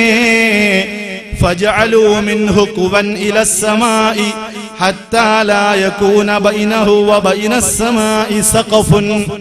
ആ ഈന്തപ്പന മടൽ കൊണ്ടുണ്ടാക്കിയ കുബ്ബയും ആ ഹബീബിന്റെ ഖബർ ഷരീഫും തമ്മിൽ ആ നീലാകാശം പരസ്പരം ഒന്ന് കാണട്ടെ എന്ന് പറഞ്ഞുകൊണ്ട് അതാ ആ കുബ്ബയിൽ ഒരു ദ്വാരമുണ്ടാക്കുകയാണ്.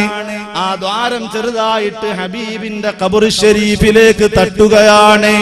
അന്തരീക്ഷമാകുന്ന നീലാകാശം ഹബീബിന്റെ ഖബറുമായി ഒരു ഡയറക്റ്റ് കണക്ഷൻ വന്നപ്പോ അല്ലാഹു അദാ ഫമുത്ർനാ മത്റാ, ഞങ്ങൾക്ക് ധാരാളം മഴ ലഭിച്ചുവെന്ന് അതാ സ്വഹാബാക്കൾ പറയുമ്പോ ഈ സംഭവം അൽ ഇമാം അൽ ഹാഫിദുദ് ദാരിമി ഫീ കിതാബിഹി സുനനി, അദ്ദേഹത്തിന്റെ കിതാബിൽ ബാബു മാ അക്രമല്ലാഹു തആല നബിയഹു സ്വല്ലല്ലാഹു അലൈഹി വസല്ലമ ബഅദ മൗതിഹി എന്ന് പറയുന്ന അധ്യായത്തിൽ കൊണ്ടുവന്നതായി മക്കയിലെ ബഹുമാനപ്പെട്ട അലവി തങ്ങളുടെ കിതാബിൽ രേഖപ്പെടുത്തുന്നുണ്ട്.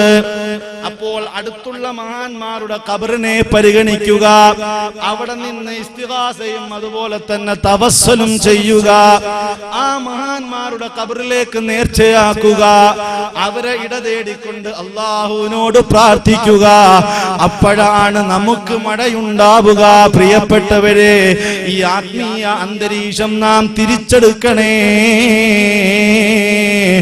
ആത്മീയ അന്തരീക്ഷം നഷ്ടപ്പെട്ടു പോയപ്പോൾ പല അനുഭവങ്ങളും ദുരനുഭവങ്ങളായി ജീവിതത്തിൽ നമുക്ക് സഹിക്കാൻ പറ്റാത്തതായി ശക്തമായ ചൂട് നമുക്ക് സഹിക്കാൻ പറ്റാത്ത രീതിയിൽ അനുഭവപ്പെടുമ്പോൾ, അതാ നമ്മുടെ ആവശ്യത്തിന് വെള്ളമില്ലാതെ വരുമ്പോൾ, കുടുംബ ബന്ധം തകരുന്നൊരു സാഹചര്യത്തിലേക്ക് പോകുമ്പോൾ, എല്ലാ ആധുനിക സംവിധാനങ്ങളുമുണ്ട്, പക്ഷേ സമാധാനമില്ലാത്തൊരു രംഗത്തേക്ക് വരുമ്പോൾ, ഇതിനെല്ലാം കാരണം എന്റെയും നിങ്ങളുടെയും ഹൃദയത്തിലുണ്ടായ വരൾച്ചയാണെന്ന് മനസ്സിലാക്കി അല്ലാഹുവിലേക്ക് മടങ്ങുക. അല്ലാഹു നമ്മെ രക്ഷപ്പെടുത്തുമാറാകട്ടെ. അല്ലാഹു നമ്മെ എല്ലാ അനുഗ്രഹങ്ങളും ഉള്ള അവന്റെ യഥാർത്ഥ അടിമകളാക്കി മാറ്റുമാറാകട്ടെ.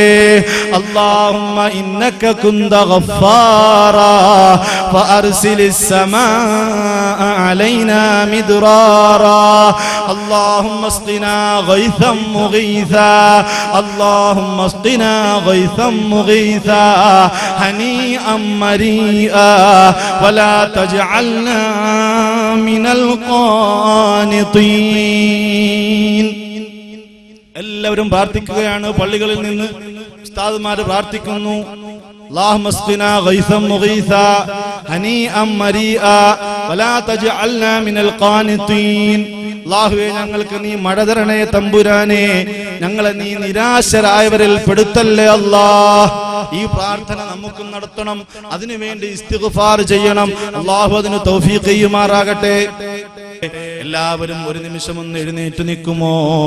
നമുക്ക് കുറച്ച് ഇസ്തിഗ്ഫാർ ചൊല്ലാം. അസ്തഗ്ഫിറുല്ലാഹൽ അലീം, അസ്തഗ്ഫിറുല്ലാഹൽ അലീം, അസ്തഗ്ഫിറുല്ലാഹൽ അലീം, അസ്തഗ്ഫിറുല്ലാഹൽ അലീം ലില്ലാഹി റബ്ബിൽ ആലമീൻ حمدا يوافي نعمه ويكافئ مزيده اللهم صل وسلم وبارك على سيدنا محمد وعلى آل سيدنا ومولانا محمد أرحم الرحيم يا ملك الجبار يا راج سيدا يا തമ്പുരാനേ ഞങ്ങൾ ചൊല്ലിയ ഇസ്തിഗ്ഫാർ നീ സ്വീകരിക്കണേ റഹ്മാനേ ഈ വരൾച്ചയുണ്ടായതിന്റെ പ്രതികൾ ഞങ്ങൾ തന്നെയാണ് തമ്പുരാനേ അതിന്റെ പ്രതിവിധിയും ഞങ്ങൾ നിന്നിൽ നിന്നും ഓടി ഒളിച്ചതാണെന്ന് ഞങ്ങൾക്ക് മനസ്സിലായി തമ്പുരാനേ അല്ലാഹുവേ ഞങ്ങൾക്ക് നഷ്ടപ്പെട്ടു പോയ ഞങ്ങളുടെ കുടുംബങ്ങളിൽ ഞങ്ങളുടെ നാടുകളിൽ നഷ്ടപ്പെട്ടു പോയ സർവ്വ ആത്മീയ രംഗങ്ങളും തിരിച്ചു കൊണ്ടുവരാൻ തൗഫീഖ് ചെയ്യണേ തമ്പുരാനേ ഞങ്ങളുടെ സന്താനങ്ങൾ സന്ധ്യാനേരങ്ങളിൽ ദിക്റ് ചൊല്ലുന്നത് കേട്ട് ആസ്വദിക്കുന്ന രക്ഷിതാക്കളാക്കണേ തമ്പുരാനേ അല്ലാഹുവേ പണ്ടുകാലങ്ങളിൽ ഞങ്ങളുടെ പിതാക്കന്മാര് ഞങ്ങളെ വളർത്തിയത് ആത്മീയ അന്തരീക്ഷത്തിലാണ് അതുകൊണ്ടാണ് അല്പസ്വല്പമെങ്കിലും ഞങ്ങൾ ദീനിൽ പിടിച്ചു നിൽക്കുന്നത് അല്ലാഹുവേ ഞങ്ങളുടെ തലമുറയ്ക്ക് കൈമാറാൻ മാതൃകായോഗ്യമായ ഒരു പ്രവർത്തനം ഞങ്ങൾക്കില്ല നബി സല്ലല്ലാഹു അലൈഹി വസല്ലമ തങ്ങളെ അഡ്രസ് ചെയ്യുന്നതൊന്നും ഞങ്ങളുടെ ഭവനങ്ങളിലില്ല സന്ധ്യാനേരങ്ങളിൽ ഹബീബിന്റെ അവദാനങ്ങൾ വാഴ്ത്തുന്ന വീടുകളാക്കണേ അല്ലാ വരൾച്ച സംഭവിച്ച ഞങ്ങളുടെ ഹൃദയങ്ങൾക്ക് നീ പേമാരി ചൊരിഞ്ഞു തരണേ അല്ലാ അല്ലാഹുവേ എന്റെ മുന്നിലിരിക്കുന്ന ധാരാളം ഉപ്പാപ്പമാർ അവരൊരു പക്ഷേ അവരുടെ ചെറുപ്പകാലത്തെ ജീവിതം ഓർക്കുന്നുണ്ടാകും സന്ധ്യാനേരങ്ങളിൽ ദിക്റ് ചൊല്ലാതെ സ്വലാത്ത് ചൊല്ലാതെ ഖുർആൻ ഓതാതെ അത്താഴം വിളമ്പിയിരുന്നില്ല ആ കാലഘട്ടങ്ങളിൽ നിന്ന് എത്രയോ പിന്നോട്ട് മുസ്ലിം ഭവനങ്ങൾ മാറി സഞ്ചരിച്ചു അവരുടെ അബദ്ധസഞ്ചാരങ്ങളിൽ വന്നുപോയ പിഴവുകളാണ് നീ മാപ്പ് ചെയ്യണേ റഹ്മാനേ അല്ലാഹുവേ മരണപ്പെട്ടു പോയ മഹാന്മാര് ഞങ്ങളുടെ അഭയകേന്ദ്രങ്ങളായിരുന്ന ഒരു കാലഘട്ടമുണ്ടായിരുന്നു അല്ലാഹുവേ നീ ഞങ്ങൾക്ക് ആ അവസ്ഥകൾ തിരിച്ചു തരണേ തമ്പുരാനേ അല്ലാഹുവേ നൂഹ് നബി അലൈഹിസ്സലാത്തു വസ്സലാമയോട് സമൂഹം പരാതി പറഞ്ഞപ്പോ നിങ്ങൾ ഇസ്തിഗ്ഫാർ ചൊല്ലാനാണ് പറഞ്ഞത് ഹസൻ തങ്ങളോട് വിവിധ ആവശ്യങ്ങൾ ഉന്നയിച്ചപ്പോൾ ഇസ്തിഗ്ഫാർ ചൊല്ലാനാണ് പറഞ്ഞത് മൂസ നബി അലൈഹിസ്സലാം ദുആക്ക് ഉത്തരം ലഭിക്കാത്തപ്പോ പാപം ചെയ്ത ഒരു മനുഷ്യനെ പുറത്താക്കാനാണ് റബ്ബ് പറഞ്ഞത് അല്ലാഹുവേ ഞങ്ങളുടെ ഇസ്തിഗ്ഫാർ നീ സ്വീകരിക്കണേ റഹ്മാനേ ഞങ്ങളുടെ തൗബനെ നീ സ്വീകരിക്കണേ റഹ്മാനേ നീ ആ തൗബനെ സ്വീകരിച്ചുകൊണ്ട് ആകാശമണ്ഡലങ്ങളിൽ നിന്ന് ഞങ്ങൾക്ക് മഴ വർദ്ധിപ്പിച്ചു വർഷിപ്പിച്ചു തരണേ അല്ലാഹ് ഞങ്ങളുടെ കൊച്ചുമക്കൾ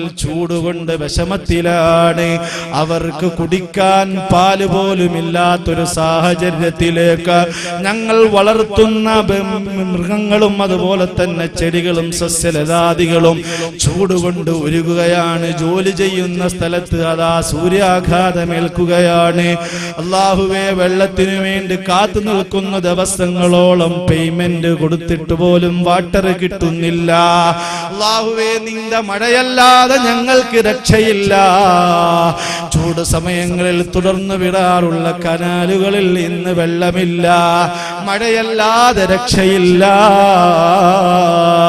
അനാവശ്യമായി ആ അനുഗ്രഹത്തെ ഞങ്ങൾ എതിർത്തപ്പോൾ അനാവശ്യമായ അനുഗ്രഹത്തെ ഞങ്ങൾ ഉപയോഗിച്ച് ശൂന്യമായി കളഞ്ഞതിന്റെ പേരിലാണ് ഞങ്ങൾക്ക് ഈ കെടുതികൾ വന്നതെന്ന് ഞങ്ങൾ മനസ്സിലാക്കുന്നു റബ്ബേ ഇനി ധാരാളം വെള്ളമുണ്ടെങ്കിലും ഇല്ല എങ്കിലും സൂക്ഷിച്ചു ഉപയോഗിക്കാൻ നിന്റെ ഹബീബിന്റെ ഹദീസുകളിലൂടെ ഞങ്ങൾ പഠിച്ചു നാഥാ ഞങ്ങളെ ഇനി നീ പരീക്ഷിക്കല്ലേ അല്ലാ ഇനി നീ പരീക്ഷിക്കല്ലേ അല്ലാ